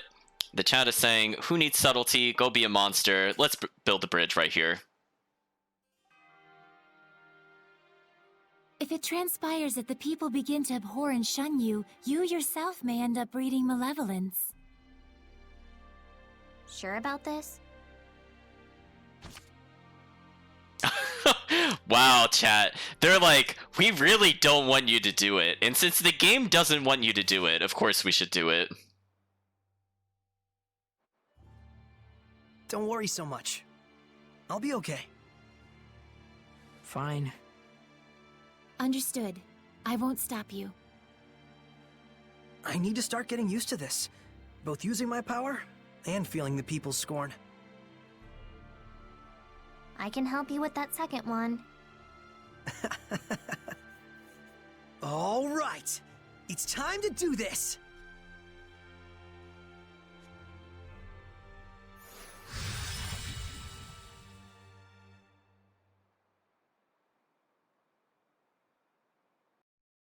One thing I was always not sure about, do they actually see the outfit change on us at all? Like, do they see anything here? Like, our hair looks different. The game doesn't really go into those details. Oh, okay. I guess the anime cutscene just told us.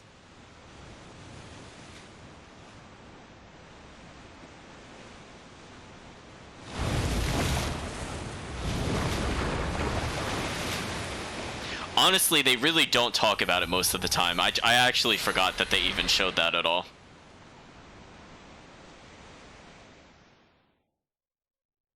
I mean, we just kind of punched the earth. They might have missed that. I mean, honestly, What on earth? What on earth just happened? Oh, no, literally everybody was staring at us. Never mind then.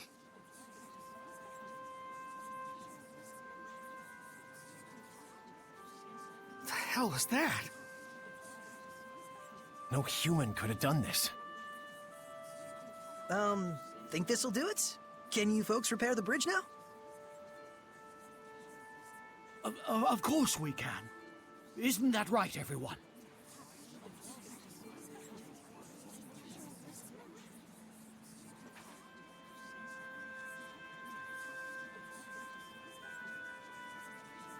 Mr. Nath, can I leave you in charge of rebuilding this bridge? Of course. These are all very skilled workers. I expect they will have it done in no time. Honestly, the scene also doesn't make a lot of sense in context with the Let's all get to work. environment either. Right, Okay. okay. So they know the Sarah... So they... Shepard, We'll talk about it soon. gentle Shepard, how can I ever thank you? There's no need for that. But I must. Thank you so much for everything you have done for us. So there are those that understand. Yes. Nath, might we take some medicine from you? We are actually heading over to Marlin from here. Would it be faster for us to deliver it? Can I ask such a thing of you? Yeah. Thank you. I am in your debt once more. Saray, am I able to cross the river with you? Of course. If it's just you, you've already made the Squire's Pact.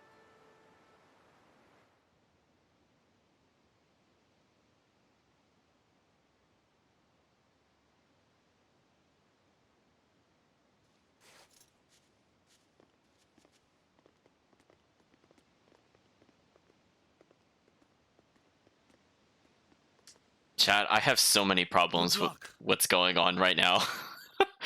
I'm tempted to just pause the stream here and honestly talk about everything. Let's hold this conversation because I want to have a long chat about everything that just happened here and where I have a lot of misgivings with the game. So for now, I'll store that away for the end of the stream. Incredible. I suppose even a raging river is no trouble for a shepherd. But you should still avoid using your powers in front of other people. Yeah, you're probably right. She is. If Earth Dwellers are there to freak out every time like this one does, I may slip my wrists. Seraphedna, I deeply regret my transgression. Yeah, you ought to. And we're already on a first-name basis even though we just met? You're awfully rude, you know that? Please forgive me. If you're sorry, then do the Norman Karena as penance.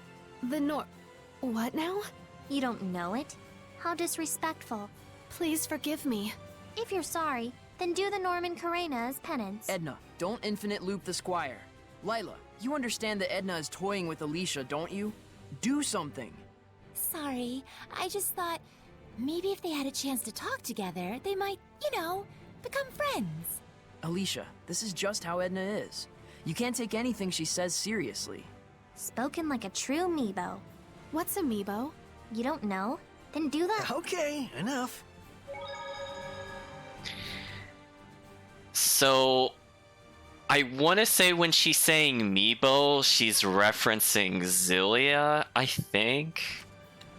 It's been a little while. There's like a sock puppet creature. Oh, I think it's Meepo. I'm sorry. But it sounds very similar.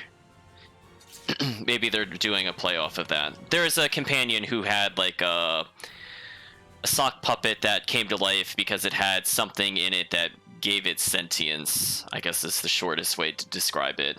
I'm not sure if that's supposed to be a wink wink nudge nudge to that or not. And obviously the Macarena versus the Norm Karina. I'm just taking a look at our different characters. So it's actually interesting that even in the profile image of Edna, we could see that a very specific creature slash doll is tied to the end of her umbrella. So if you remember in Berseria, we actually saw the beginning of that little side quest, technically. But for people that haven't seen it, I won't go into more details. Other than that, doll has more significance later on. But it'll take some time before it comes up again. We'll just acknowledge that she has something that is a bit odd on her umbrella at the moment.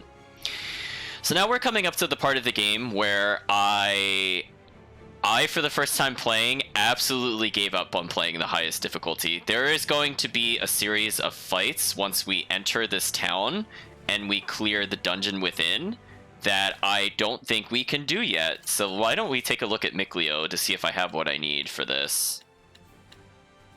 Oh, see, I'm having the same problem I had last time. So chat, if we do not gain a move that has anti-dragon as the type, this, not the first boss we fight, but the second boss we fight is going to be an absolute nightmare. And I remember not enjoying that at all. So we're going to have to level a little more since we're still only 13. And I think we need to be closer to 17-ish, I think. It's been a while. I'm a little fuzzy on it. But I remember the first time playing the game, I basically just ran in loops outside of town to get the chests to reset, amongst other things. So let's go ahead and just start our chest collection. So we have a lot of apple gels, and we have some new enemies to fight. So let's take advantage of that. Let's do this! 8 legs? What kind of creature is this? Be careful of those legs. They get longer. Let's do some fortune telling. Please pick one. Alrighty. Mikleo and Edna will have excellent luck. Wait, what about me? Oh, I guess that's the end of the skit. So chat, I'd just like to point out, because I finished with the Banish Blast, I got more grade here than doing a boss fight. I want that to sink in, that we were rewarded for 8 seconds of combat and it gave triple the boss reward. Boss fights in this game suck. Just like, you know, like it makes no sense, chat. It just doesn't make any sense. I'm glad they retooled. This place was in the Celestial Record. I'm glad they retooled how grade works in Berseria, because in this game it just is so lopsided. Is this a shrine to Seraphim? Yes. It used to be a vessel of some sort. Used to be, huh? Long ago, there were many minor shrines like these for spreading the blessings of the Seraphim. Indeed. It used to be there were throngs of people offering prayers. The numbers might have dropped some, but there's definitely still people who pray to the Seraphim. Oh yeah, like, remember the shrine at Edna's Mountain? Someone left flowers there, right? That was me. Huh? That shrine is a stand-in for a grave. A grave for all the humans my brothers killed. Oh, I didn't know. I don't need any sympathy. It's the humans' own fault anyway. You hear about a dragon, you wander over to check it out, you get gobbled up. Simple as that. I like that the edge of her umbrella looks like it has little faces. I don't know what it is about that amuses me in particular. But, ooh, so we're seeing a tougher fight here. So let's go ahead and save. Our goal will be to fight that creature. But as we recall from last time, we could have also fought, I think, a super wolf. But that was kind of impossible. If I remember, we basically avoided that fight. So now that we've leveled a little bit and we have 4 characters, I guess we could see if it's doable. But I have a sneaking suspicion this fight will kill us. So for the safety purposes, I went back to the save point. So let's go ahead and see what this fight is like. We can't afford to hold back. Let's do this. Prepare yourself. No escape! It's over! That missed me over! Resistant to fire. Burning shards! Well, thank you for telling me it's resistant to fire after I already swapped in. Thank you, game.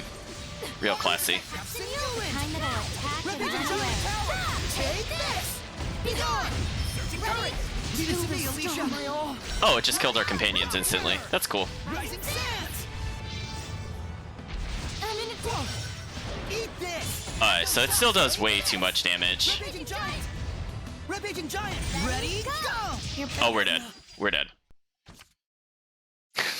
And because this doesn't count as a boss fight, by the way, chat, you literally just have to restart again.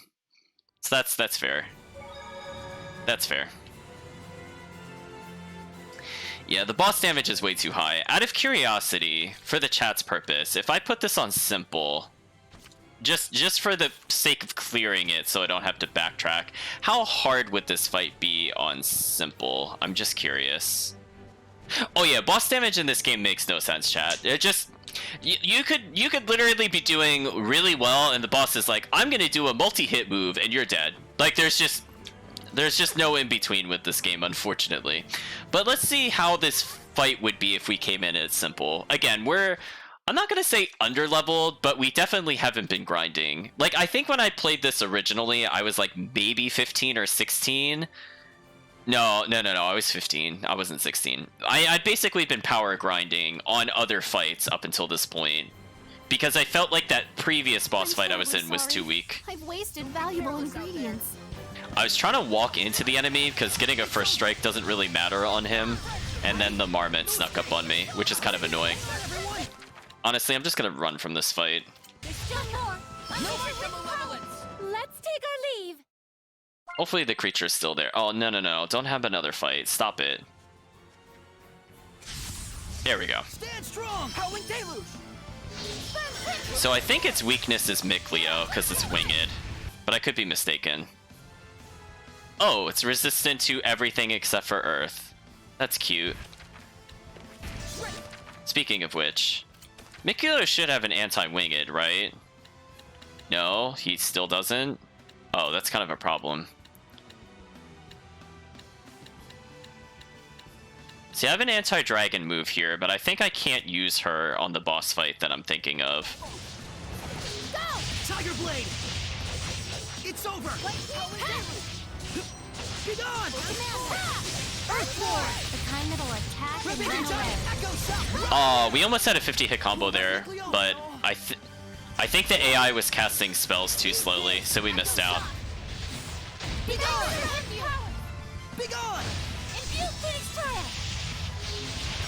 Rising sand! Cry out! Rockbringer! It's over. Rising sands! Purging flame surrounds me. Eat this! Echo shock! Take this! So it looks like on simple difficulty we might be able to clear this. It just takes a while. And again, I don't know why the AI or why the enemy is just randomly immune to your damage. That's a mechanic I never fully understood. Rising sand! Echo shock! So,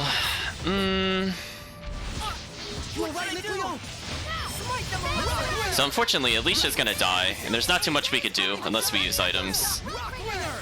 But like, we could beat this fight in theory. Be gone! Echo shock! Take this! Be gone! Ready? Go! Leave it to me, strong! I need a hand! Resilient aim! I don't really know what it did there, but it killed Alicia instantly. Rising sands! Healing. Well, he died instantly. I mean, we might as well see if we could beat it at this point. It can't end. Oh, that just breaks your guard. Oh, that's cute. Chat, let's go with that's cute. It just breaks your guard. Okay. Okay. Well, anyway, we tried, chat. We will not be able to defeat those for quite some time, it seems. Out of curiosity, are we allowed to hop back across this? No, we're stuck here forever.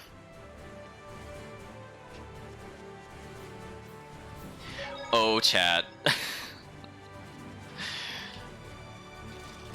I love those super overpowered enemies. It's like, what a joy to fight, chat. Hello, There creatures. should be a vista point nearby.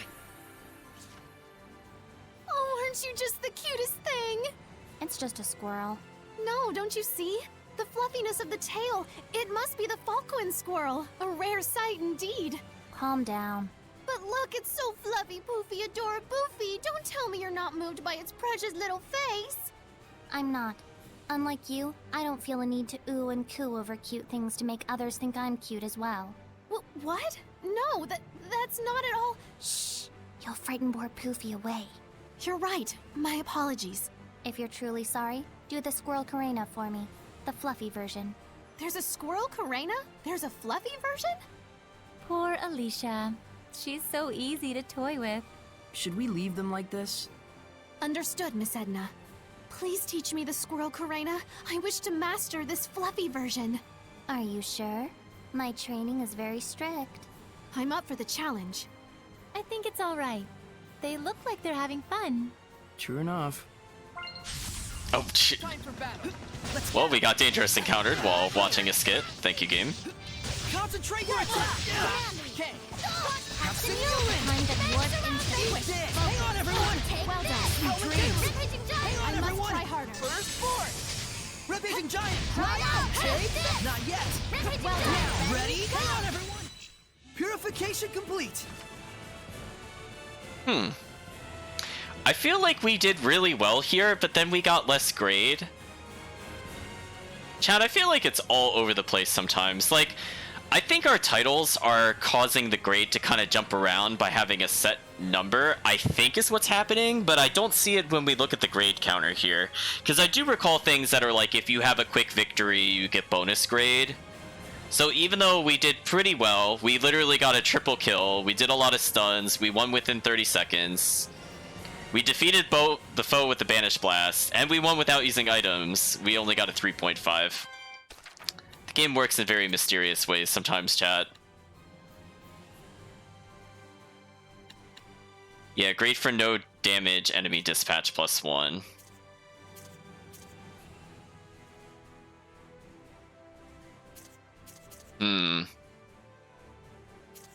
Well, everybody's still leveling up their titles a little bit.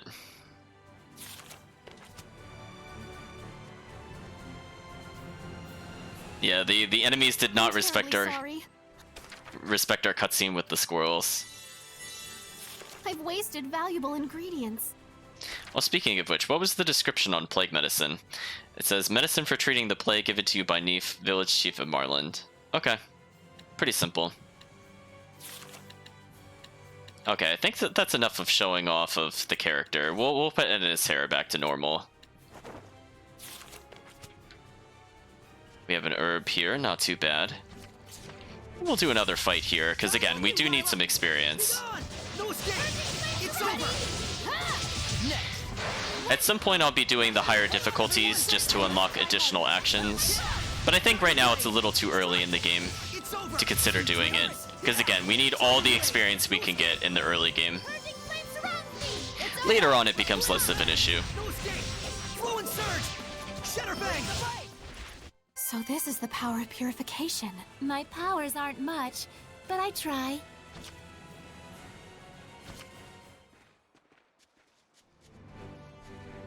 See, if you want a lot of grade, I feel like going back to some of the earlier areas is better than actually trying to beat anything in the current dungeon.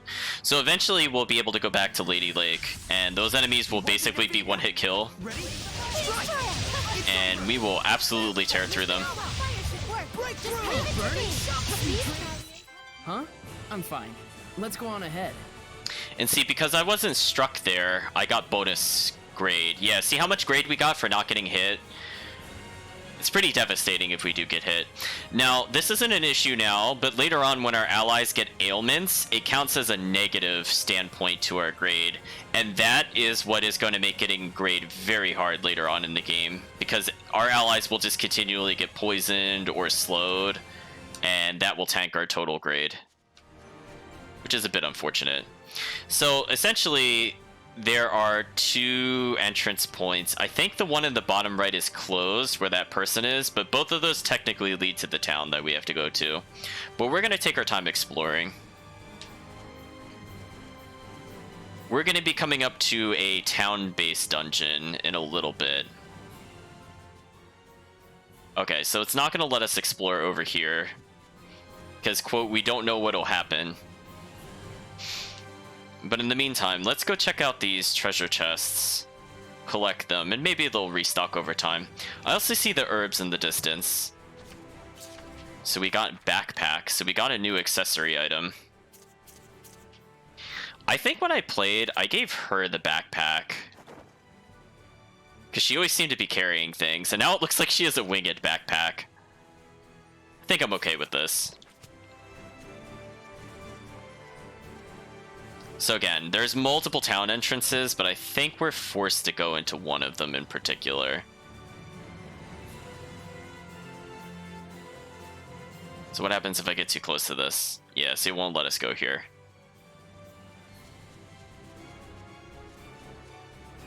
So many invisible walls, chat. So we see a save point over there. We should probably touch it. What do the signs say? So there's the Boar's Ruin. Laveland Basin, which I think is my favorite spot in the entire game. It also, I think, has the best cutscene in the game.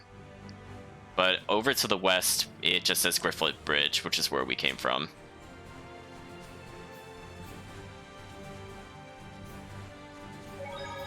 So let's go ahead and save here. We're just going to do some item cleanup. So we can see there's people guarding this entrance. So what'll happen if we talk to them? Since they do actually have a talk icon. This side is closed off at night for citizen safety. So there's only one way into this place. And something is dangerous enough. Oh no, chat. I think we know what the true danger is. I don't think we've checked that monolith out yet. Oh, chat. It was inevitable. Wow, chat, we're at 90 tutorials. Wow. Wow. No! No!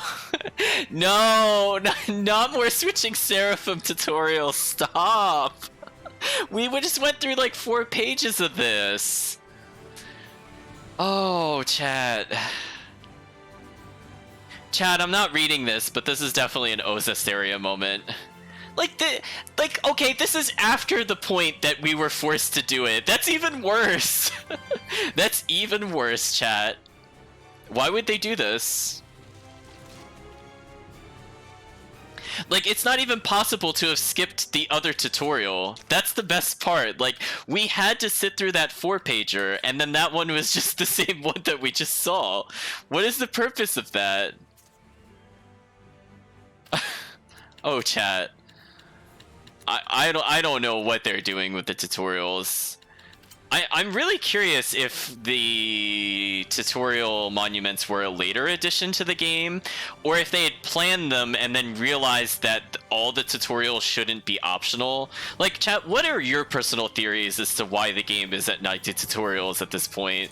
Like, we've gotten 10 hours into the game. we are at almost 9 tutorials an hour. And that includes with the cutscenes. Oh, is that a monolith? We all know what the answer. I swear, chat, please do not let this be about swapping Seraphim. I will absolutely lose it. Quick step! Game, that ship has also sailed. Use forward to evade an enemy's non-art projectile attacks, whatever that honestly means. Like the others, this counts as quick evade. It's risky, but desperate times can call for desperate measures. Incidentally, unblockable enemy attacks indicated with the double exclamation mark can be quick evaded with any type of quick step. However, quick evade will not trigger for knockback attacks. So there's a lot of caveats on how it works. Oh, I actually wanted to dangerous encounter there, and I think one of them faded from existence before I could do it.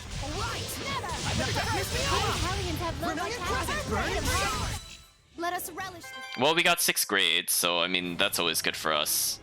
Oh, I don't want to fight that. That would be a waste of time.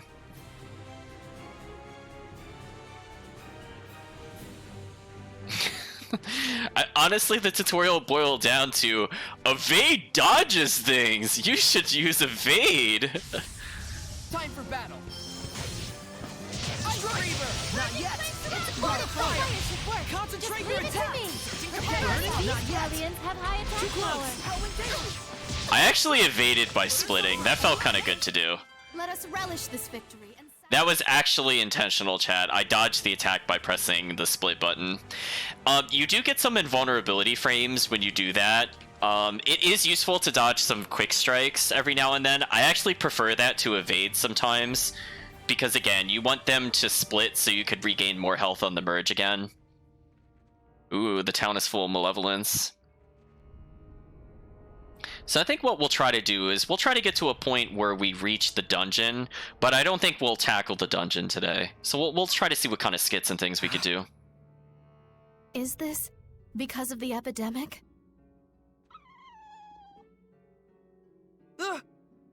I take it that you're not good around dogs. Not particularly. Miklio's just worried about claws and effect. That's a pun. What? Oh no, the dog was a wolf all along. It's over! It's over! Earthborn! Beat the crap out of it. Be gone! Echo Shock! Take this! Ready? Go! Ice Reaver! Let's get him! Echo Shock! It's Take over! this! Distinguish! Ha! Ready? Fangs around you! Be gone! Well, that was actually pretty decent. Must have been, if you're complimenting me. So I think we did pretty good there, chat. They didn't count as a boss, unfortunately. But hey, we still won within 30 seconds, so we got some bonus points there. I was trying to finish with the Banish Blast, but I think I just mistimed it by, like, literally one hit too early. However, we didn't take any damage, so there's that. A Hellion right here in town? Of course. Look how full of malevolence this place is.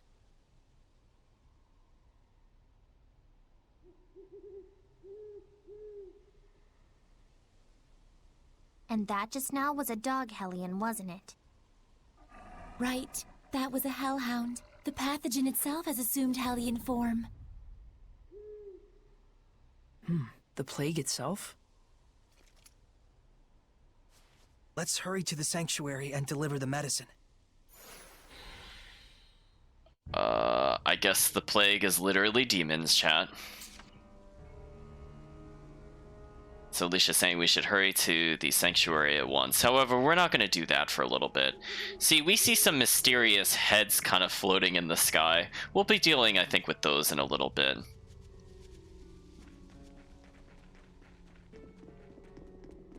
We're mostly on the lookout for things like inns. Oh, speaking of which, now that we're in town, let's switch out the support talent for Edna to money finding again. Because we're going to be in this town for a little bit. So the guy says, recently I'm digging at least one grave a day. The physical toll is one thing, but the mental toll, that's something else. So we're still going to try to go to the inn first, regardless of what the game wants. So I didn't see any treasure as we walked around there. That's a bit disappointing. So no skits for entering the save point, but we'll save here. Let's see. When the whole party's health is below 80%, heals 30%. After 30 seconds of time pass, restore 40%. That one's more useful on boss fights. But we'll see how it goes. I think for the time being, we'll do the porks and potato. Now, unfortunately, all the money we spent in Lady Lake is kind of put to waste because we will basically not go back there too often. Like, we will go back to it at some point, but our time there is basically done. Beef and potatoes we just had was delicious and oh so flavorful. It was my first time trying it as well, but it was delicious. Really? It's your first time? Oh, wait, right. I thought you always got to eat lavish food like this, Alicia. Like roasted rat pig and fancy schmancy fruits, that sort of stuff? It's not like I eat like royalty every day. Although I won't deny I am quite well fed. I'd never imagined that eating with friends like this could be so much fun. Happiness truly does lie within the nuances of everyday life, I suppose. Yeah, nothing like eating lots of good food with good friends. Definitely puts a smile on my face.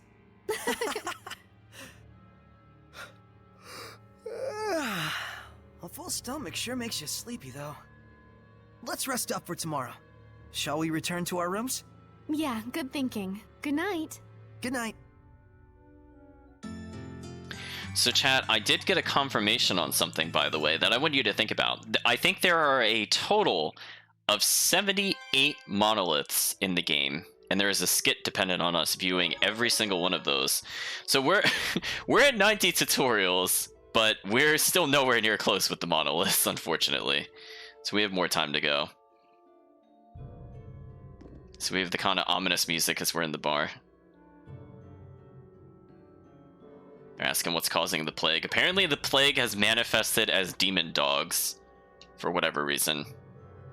And everybody's kind of drinking away their worries. So let's have a risotto, I suppose, to see if we get any more skits. Hey, Alicia? Sorry, I didn't know you were getting changed. It's okay. I was just grooming my armor a bit.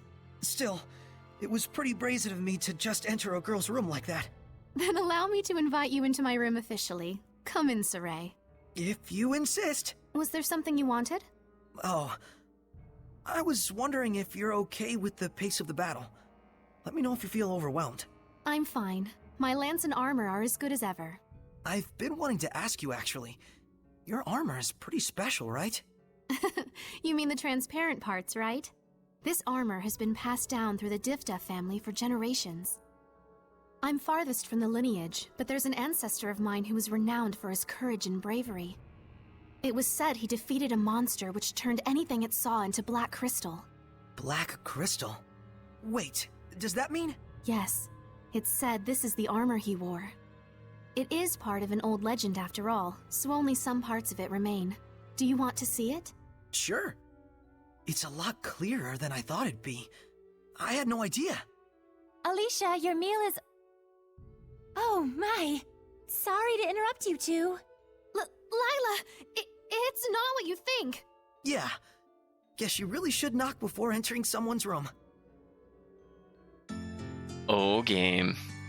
So there we had a food-based skit, which we hadn't really come across before, and now we had just a generic skit for sleeping here. Will we get a third one? Oh no. I think we unlocked another food item. When someone health is below 40%, restore 20%. That could be useful.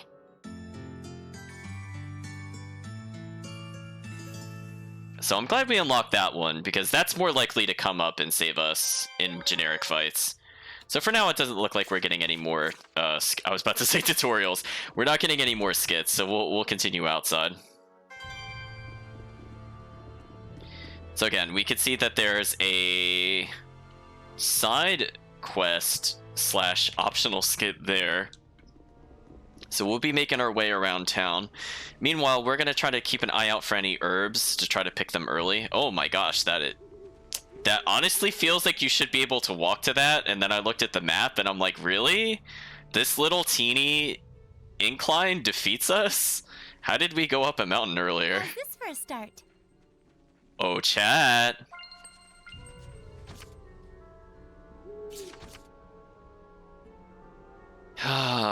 When the going gets tough, are you checking the skill sheet on the equipment screen? Using equipment in combination can activate a variety of bonus skills. When battles start to get thorny, drop by a weaponsmith. You could buy equipment with new skills and use fusion to enhance your existing equipment. Don't hesitate to fuse equipment you consider weak. It might just lead to new skills and new opportunities. Yeah, chat, we're almost at 100 tutorials. That's pretty impressive. not in a good way, but it's impressive we've gotten through that many.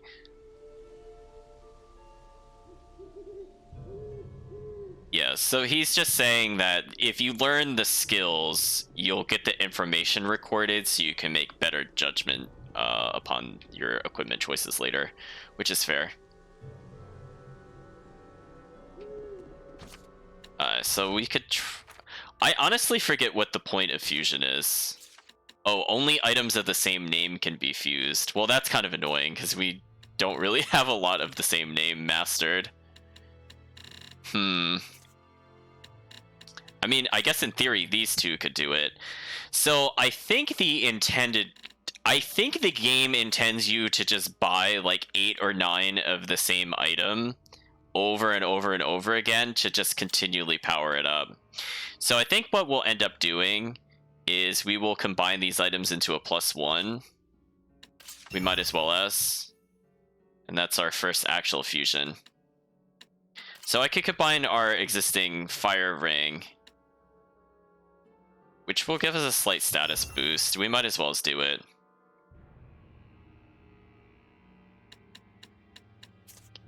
So I guess the purpose of collecting these boots is you could slowly start to put together the other skills onto one item.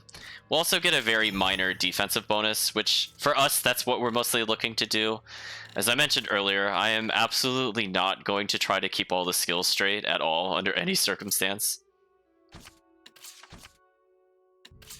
Okay, so we'll have to make sure Lila gets a new item. And I think otherwise we're good to go. So we could take that previous item and kind of merge them together for this. So we might as well do that as well. So let's make sure Lila has armor, or else things will be much harder than they should be. So all of these... Ooh, stun damage up. That could be fun. Let's do this. So we can also do the try-on, which again, it doesn't hurt to kind of rotate the weapons in general. It seems like we can't buy anything new here, which kind of sucks. I think I'd rather have the hit point recovery. So, oh, it gives us less armor. No, I don't want that. We need defense. Never mind. We'll ignore what it wants, chat. I might actually want the aqua ring, but I don't want to equip it right now. So I think what I'll do is I'll just purchase it manually.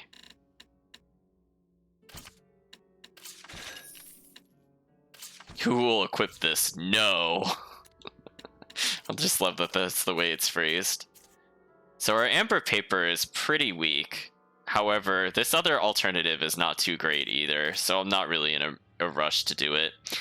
So here's another scenario where this weapon is technically better in all regards, except it removes our triple stack, so we get less blast gauge. But honestly, we already talked about this at the beginning of the game. I'm not going to get hung up on it. We're just going to try to level as much equipment as possible. The intent behind it normally is if you're playing on higher difficulties, like hard, very hard, and I think chaos is the other difficulty. You'll be getting way more equipment and low experience. The intent is that every battle will slowly level up the items as you go along, and that's how you really get the stat bonuses. But if you play on the higher difficulty and you don't grind, then you just get less experience and you just get a bunch of junk items that don't really help you. So here's an example of something that we're probably interested in, because this gives us more armor, and I'd prefer not to explode. So let's do that. It's a nice, easy upgrade. So we're seeing another head is here. So it looks like at least at both entrances of the town, there's a demon head thing we're going to have to take care of at some point. So we're going to try to remember all those locations. I might even ask the chat where they are later, because we will have to go to those in about, I don't know, maybe about 10 minutes. So we'll try to clear those out of the way. Oh, it's the turtles. He says, seems like it's credible sightings. He must be close by. He says, oh yeah, I've made a new maps. Yeah, we'll pay for the map. So he says, thanks for the business. Now I can continue on my journeys. So he says he can't be far. So unfortunately, he doesn't act as a shopkeeper here. That's, I want to say similar to Symphonia. I feel like Symphonia had it where there were people you could talk to in the Explorers Guild, but they didn't really do much besides that. And again, this is like a transition stage. So we see another demon head is along the path here, so we're going to have to remember where this one is. So it's kind of east of the save point.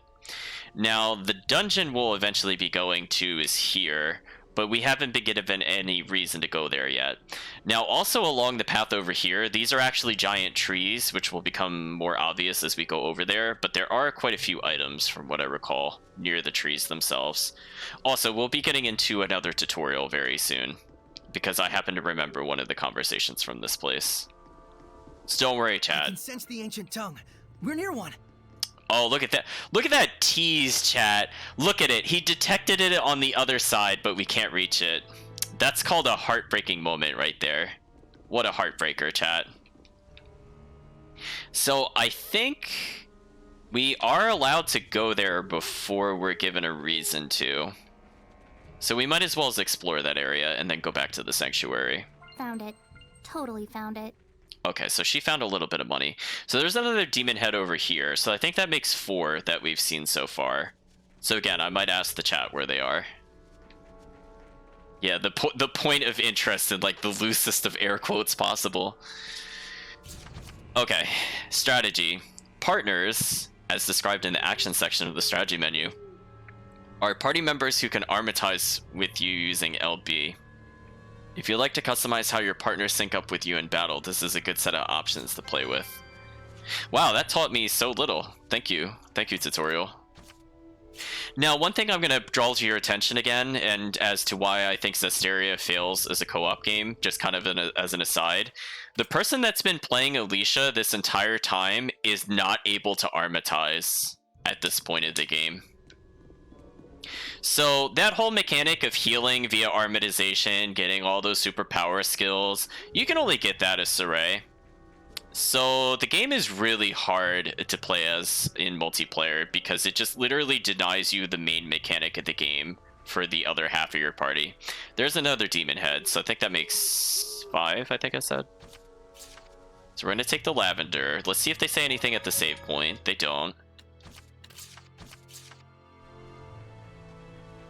Oh, chat. I just saw a monolith written in ancient tongue. Oh my gosh, chat.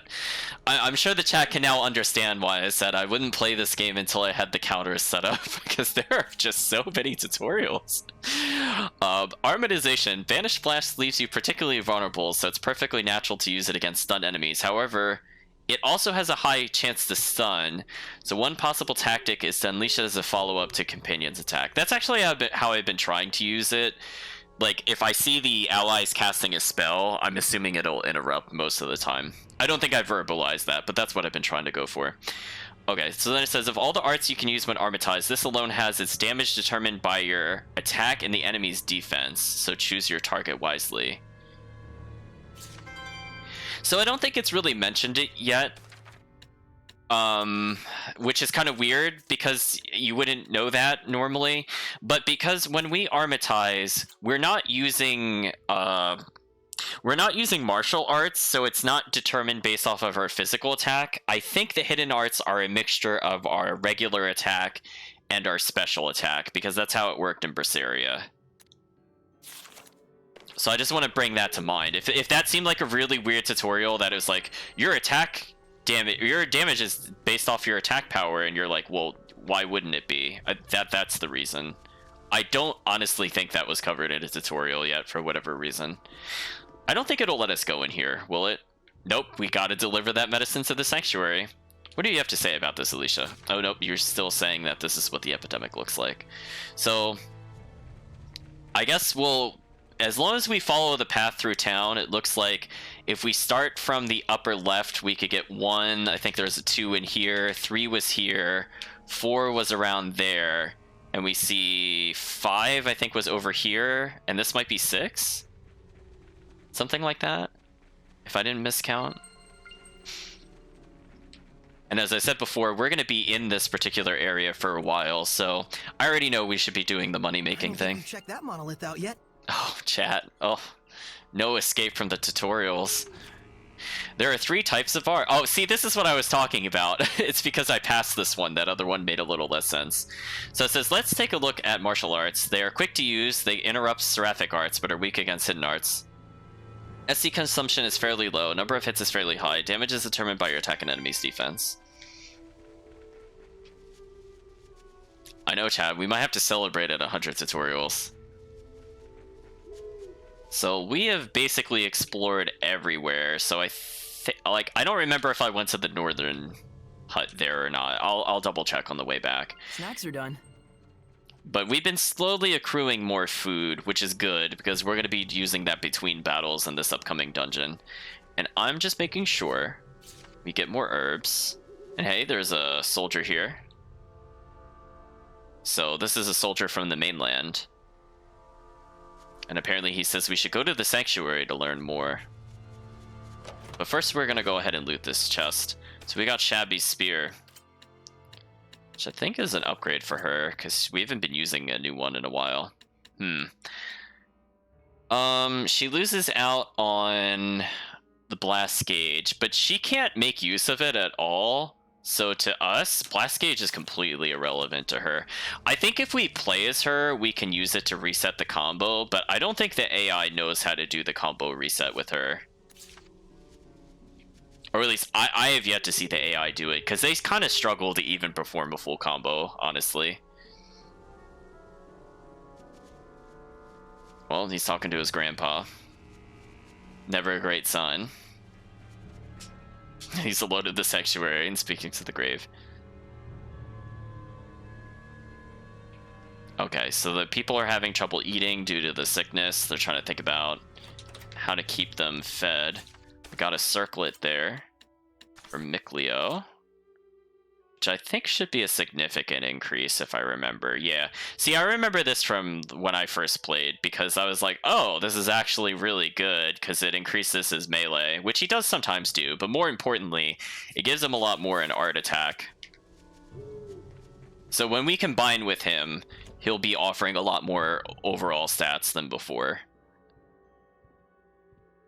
Lady Alicia, you made it safely. I've brought medicine. What's happening? We can do naught to stop the infection. The disease has spread to our ranks. We cannot even exterminate the wild dogs. At this rate, the entire kingdom may very well succumb to its ravages. By the stars. First, please distribute the medicine. Right away. Things will be okay. They've got resources now. Yes. And we can help dispatch the Hellhounds. And yet, I suspect that they are not the true source of this epidemic. A stronger Hellion, born of powerful malevolence.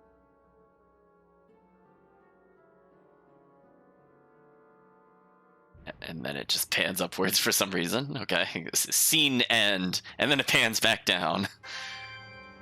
Consumed plague medicine. I guess I wanted to hide the loading of the characters, maybe? Okay, so we have a lot of sick soldiers here. He's apparently afraid to fall asleep, which also seems like a way to get sicker, honestly. Oh, their daughter's dead. Not exactly the best of news. So there's not enough medicine for everybody. They're waiting for the chief to come back. They're trying to hold out for reinforcements. But not looking too great overall here. Edna's giving us money. Ooh, can we talk to the little girl? Or boy? I can't tell.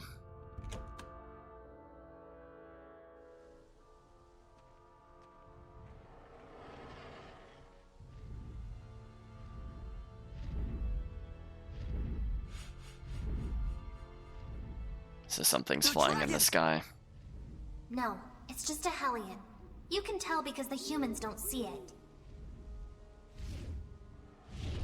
Oh, I hope I'm not fighting this right now. Over there.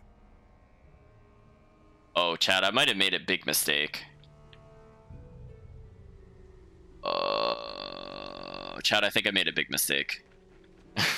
This might be the boss fight where I was like, this fight is like unwinnable because I'm not high enough level, and I think it happened again because I don't have the moves needed to deal with this boss. But I've already saved while inside the town, so it's a bit late for that. Oh, hey, there's a skit. So this is Marland. It is a city rich in history, is it not? I believe even the Celestial Record mentioned it. Yeah, I always wanted to visit. Marland, the city of knowledge nestled amongst the holy trees. Their shining branches are as a beacon unto the fruit of knowledge and the flower of aesthetics. There walks this continent no true scholar, no true artist who did not once frolic in its sylvan depths. Well, the fruit looks pretty rotten right now if you ask me. Pretty sure no one did. Even so, she's right. Maybe so. But flowers will always bloom again in springtime, and bear their fruit in autumn. Indeed, the cycle will never end so long as there remains passion for knowledge and beauty. Right? Very true. History has proven as such. I think you have flowers in your head or something. Don't you like flowers, Edna? I mean, they're fine. The pretty ones, at least. Okay, so I am very concerned that I think I accidentally put myself in a point where I cannot leave the village and I must do the boss fight. Oops. Well, chat, hopefully this will not be the boss fight I'm thinking of, because we are basically forced to be Mikleo, more or less. And Mikleo has absolutely nothing to deal with this particular boss at this level. Don't tell me you're gonna fight it. It looks like a dragon to me. We don't know that for sure. You can tell me if it gets too dangerous. Wonderful. And I wind up with all the responsibility as usual.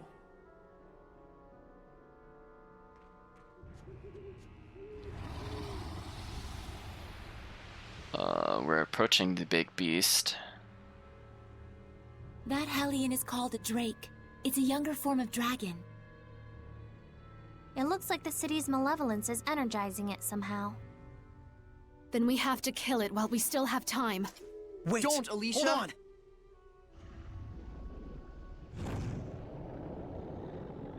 Look out! Crap!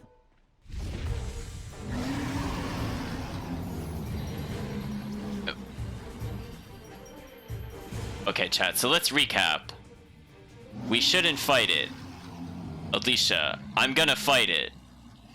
Main character. That was We close. shouldn't. And then they run. Oh, Zestiria. I feel like you have an identity crisis with these characters sometimes. Sorry, we didn't mean to startle you. Huh. Again? Well, we gotta do something.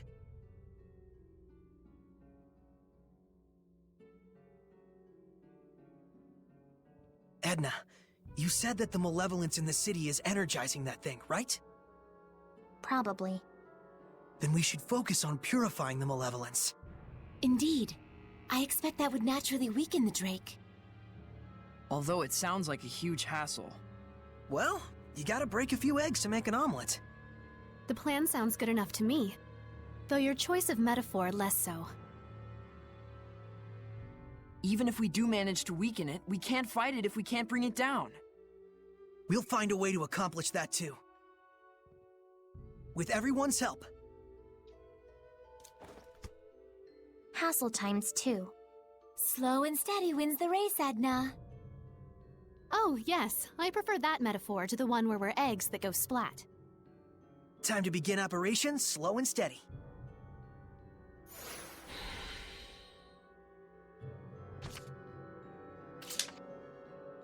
So we're gonna ask Alicia slow and steady. Apparently we have to find the source of the town's malevolence. Honestly, I don't know how they did not see it at this point.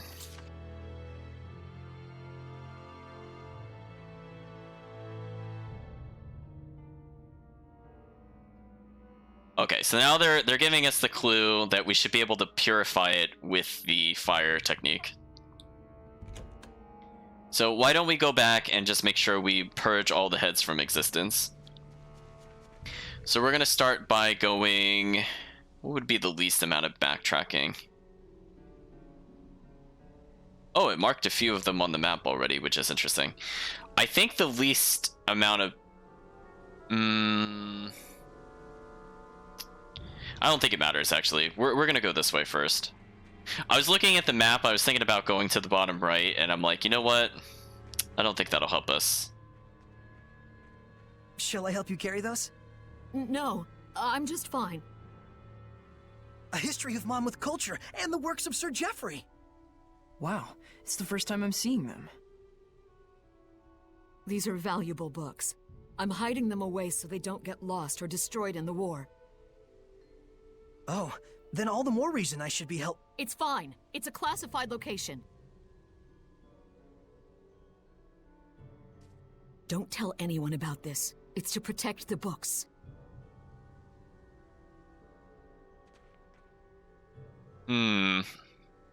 Something's up. You think so? Don't you? She was all excuses and we didn't even say anything. I certainly never heard of any such secret library.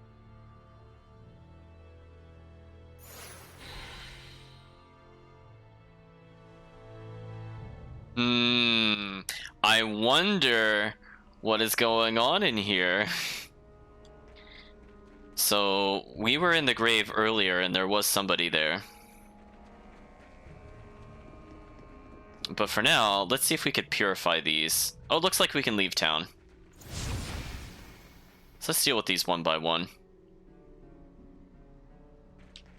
We're gonna hold off on the manor for a little bit, because if we end there, it'll be more convenient for us, because that's where we have to go eventually anyway. So we're gonna go back to the entrance of town, because we know there was another one over here.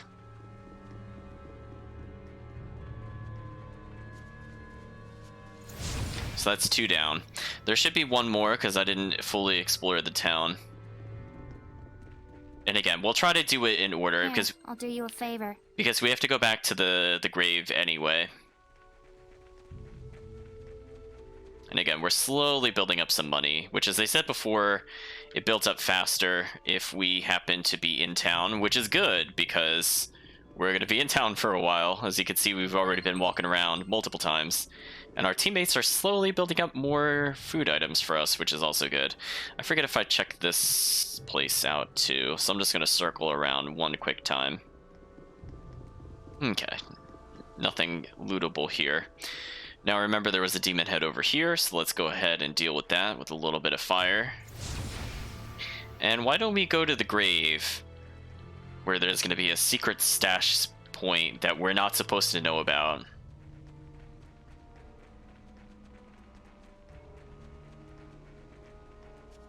Oops, I went too far over. Let's go around this way.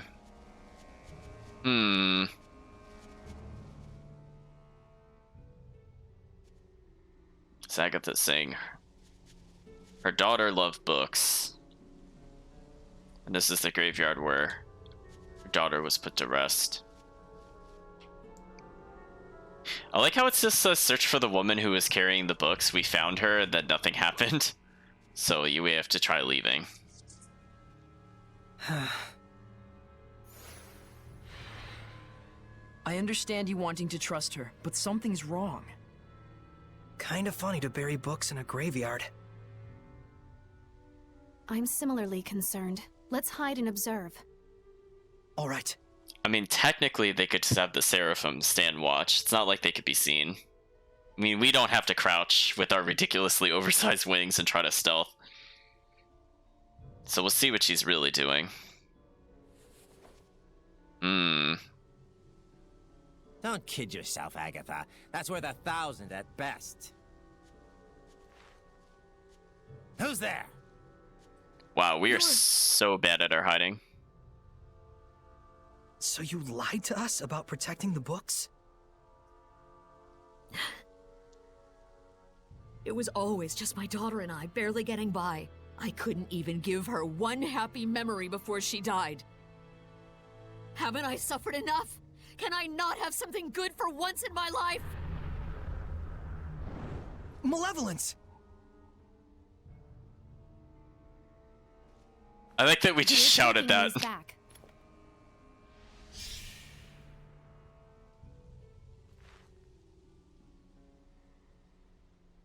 I'll be turning you into the guards for misappropriation and theft.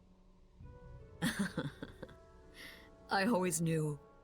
Someday this was bound to happen. The malevolence is fading. I don't need this anymore. Do you think you can return it to Nafe for me?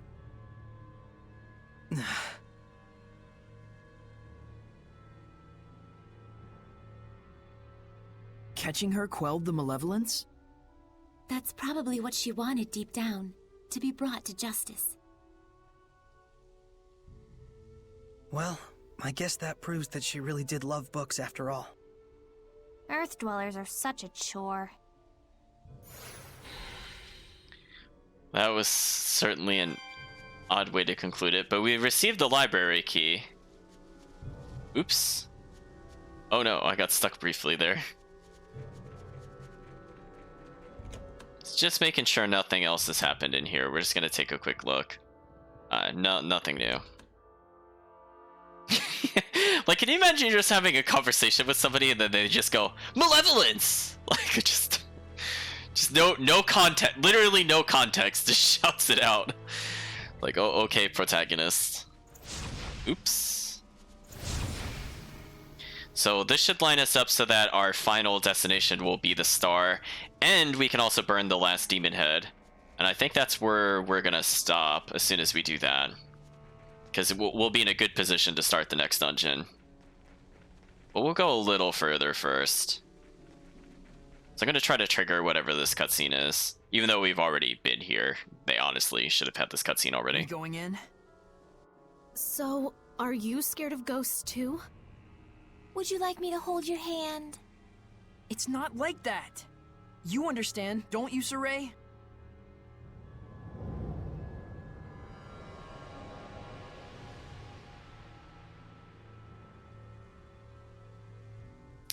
I'm sensing a huge domain. There's definitely a strong Hellion here. It could be hiding anywhere in the museum. We better canvass the entire area. See what I did there? Canvas is a fabric used as a painting surface, and... Please stop. Oh wow, I just got it. Wow. See, it was just enough explaining. It wants us to come in. Looks like it. So chat, did I miss something? How did they know it was a museum? Nobody talked about this place, right? We just knew, like... I'm just gonna shrug.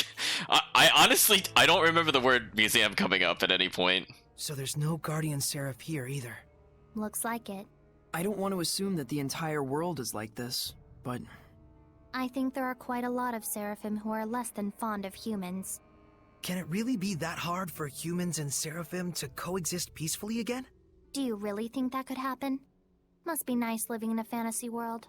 It isn't necessarily just a fantasy. But look at the reality. I understand that it may be difficult to achieve, sure. But in reality, there was a time like that in the past. There are records in the ruins and in the Celestial Record. When is this past you're referring to? Long, long ago. But even now, there are Seraphim like you, Edna. Huh? And we figured out that we could bring back the blessing as well. Yep. I think this is a step towards coexistence with the Seraphim and humans.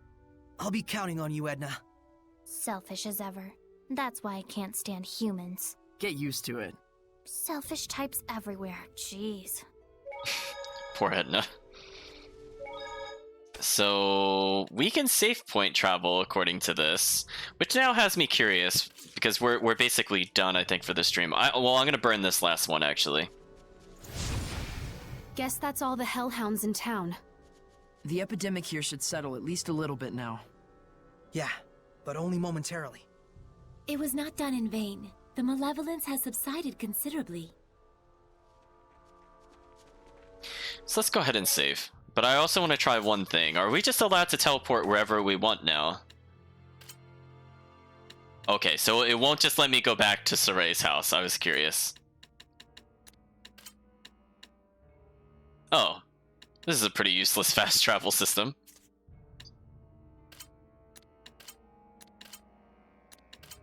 So I guess because Lady Lake is still closed off, we can only go within the town itself or to the bridge entrance, which is not all that useful to us.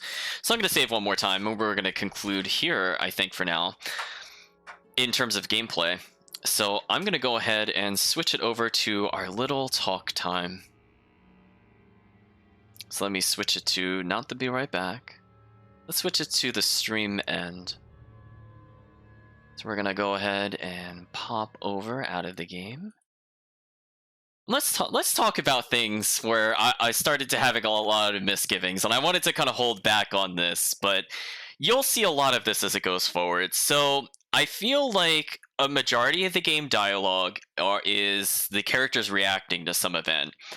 But where I start having problems with it is that they will start talking about why they want to do something, and then they either absolutely ignore it or do the opposite. So we were hit with like several back-to-back scenes where the game was trying to like impart some lesson to us, right? So let's talk about well, I guess in chronological order. They're talking about going up to Spirit Crest and we were not going to fight the dragon. So what do we immediately do? We get in a boss fight with the dragon. Then we talk about we don't want to deliver medicine across the way because otherwise people will depend on us. And so we chose not to do that. And then we come back from Spirit Crest and then we take the medicine anyway and we do exactly what we just said we weren't going to do. And it kind of continues like this through the whole game, and it gets kind of annoying at points to the point of absurdity. There is a particular cutscene later I will just refer to as the cathedral scene. When we get to the cathedral scene, I absolutely lost it the first time I was playing the game because I sat there and I said, there is no way they are this stupid and they're going to do the opposite of this, right? They're not just going to change their mind. And oh boy, they changed their mind, and that was where I was like, I think I'm giving up on the story of this game. I think the story gave up.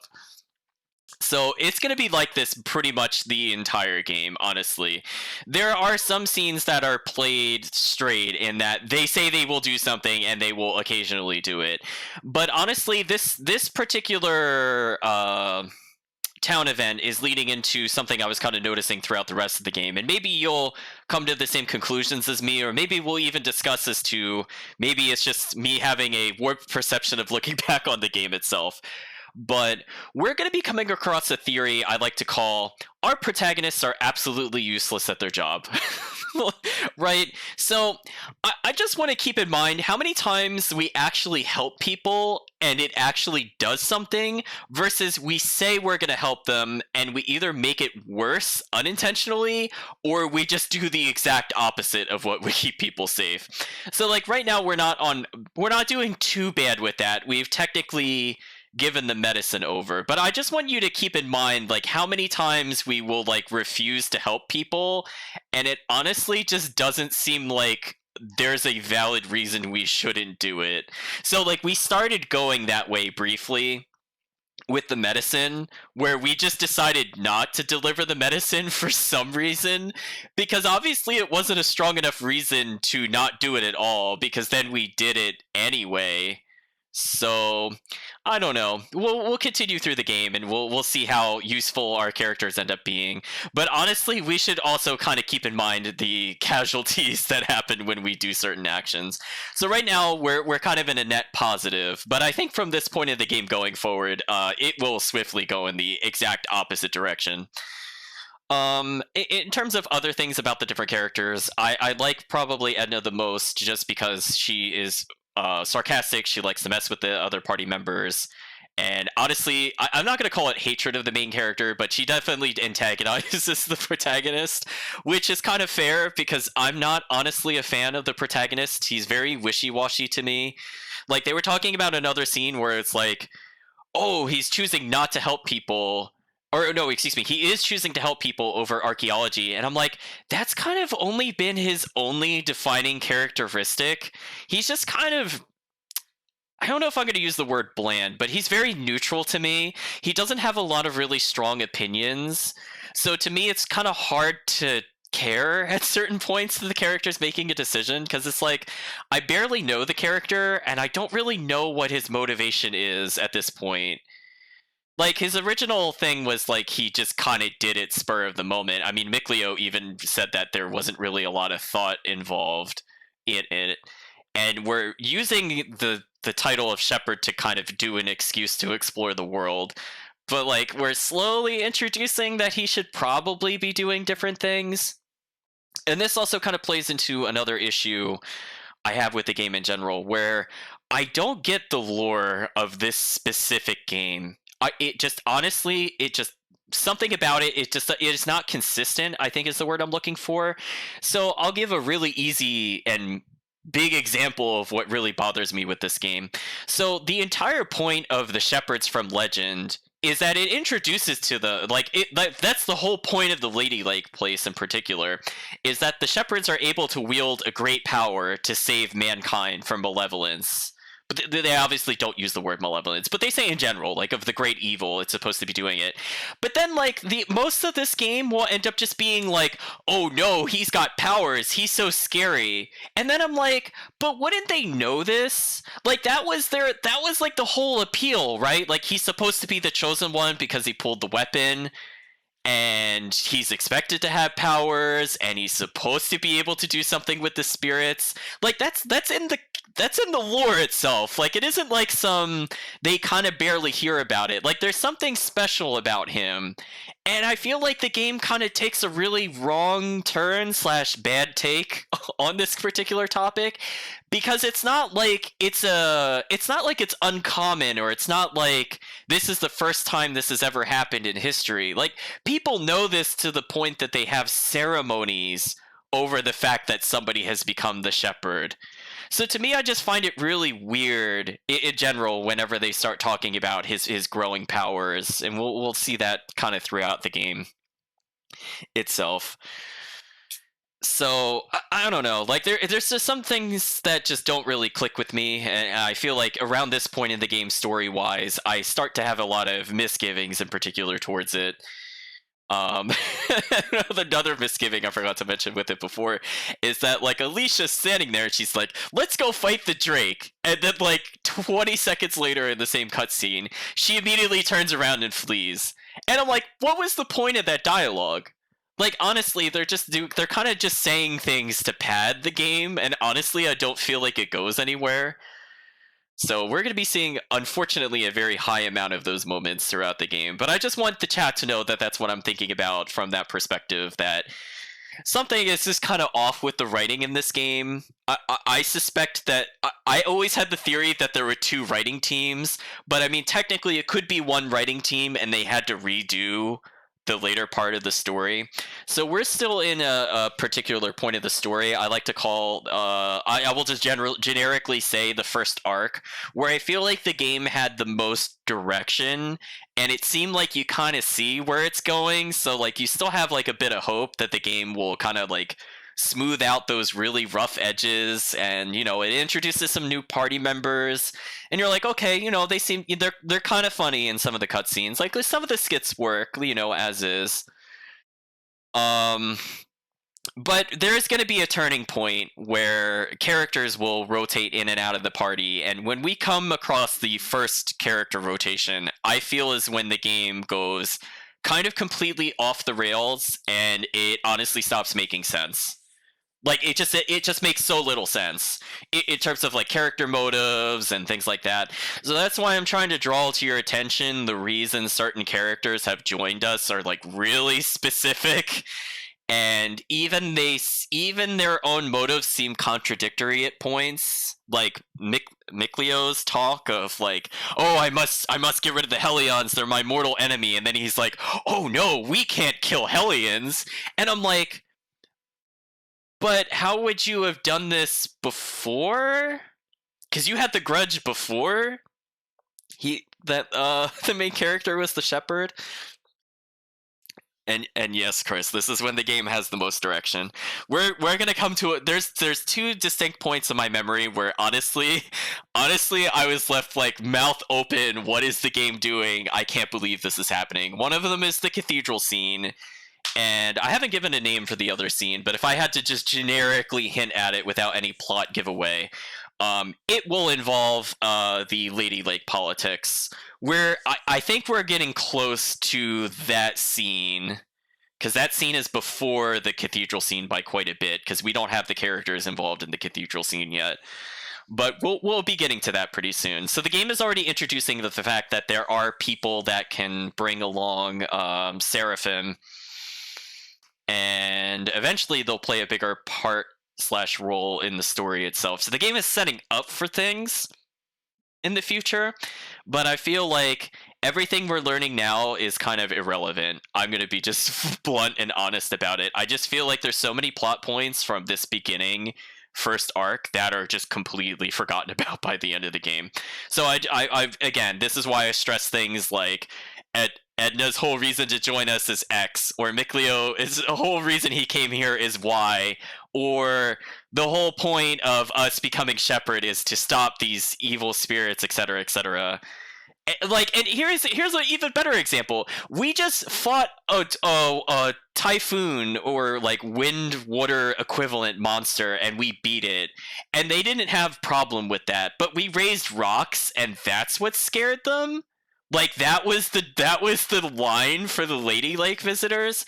Like, do you see what I mean? Like, the more you think about it, the less the game is with it makes sense in terms of consistency. And that's always been my problem with this game. It's just like you can't have a scene where we're the hero and we stop some kind of demon, and then we do something that's honestly like really casual. Like, we made rocks come out of the water like really slow, and it wasn't like it endangered anybody, and it helped them. So, I mean, like, there's so many things going towards our actions that the people want, but we just kind of come up willy-nilly and kill, like, a giant demon that was basically killing all the workers, and they're okay with that, even though that actually could threaten their lives. Like, I don't know. It just doesn't make a whole lot of sense, honestly. But I think this is a good point to kind of end the stream. This is more of a rambling talk towards the end, but I just feel like those things need to be spoken about, and just to kind of prep you that we're in like the peak of the game.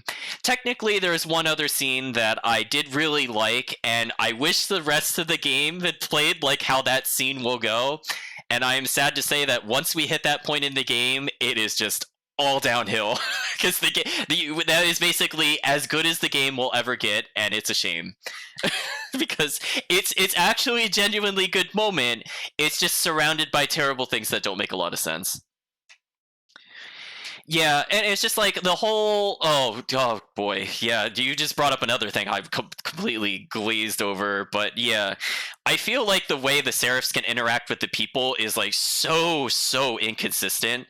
I feel like Berseria got around that because they at least acknowledged that things were moving, and they felt like they had a presence watching them. Like, they seemed, even if without the resonance, they were able to, the crew members on the Von Altier were able to sense the other Malix.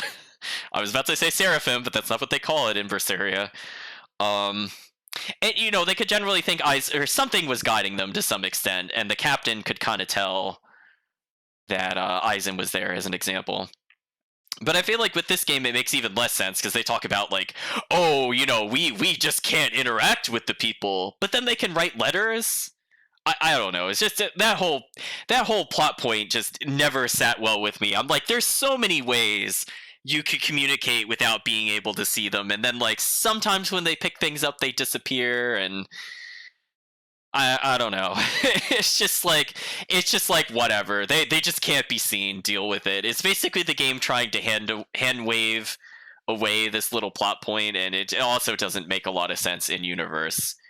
Because you just have to think about it from this perspective, right? Like, when we're in mud or in the desert, as we'll go to later in this game, like, wouldn't they see that there's just like hundreds of sets of footprints from like the other Seraphim?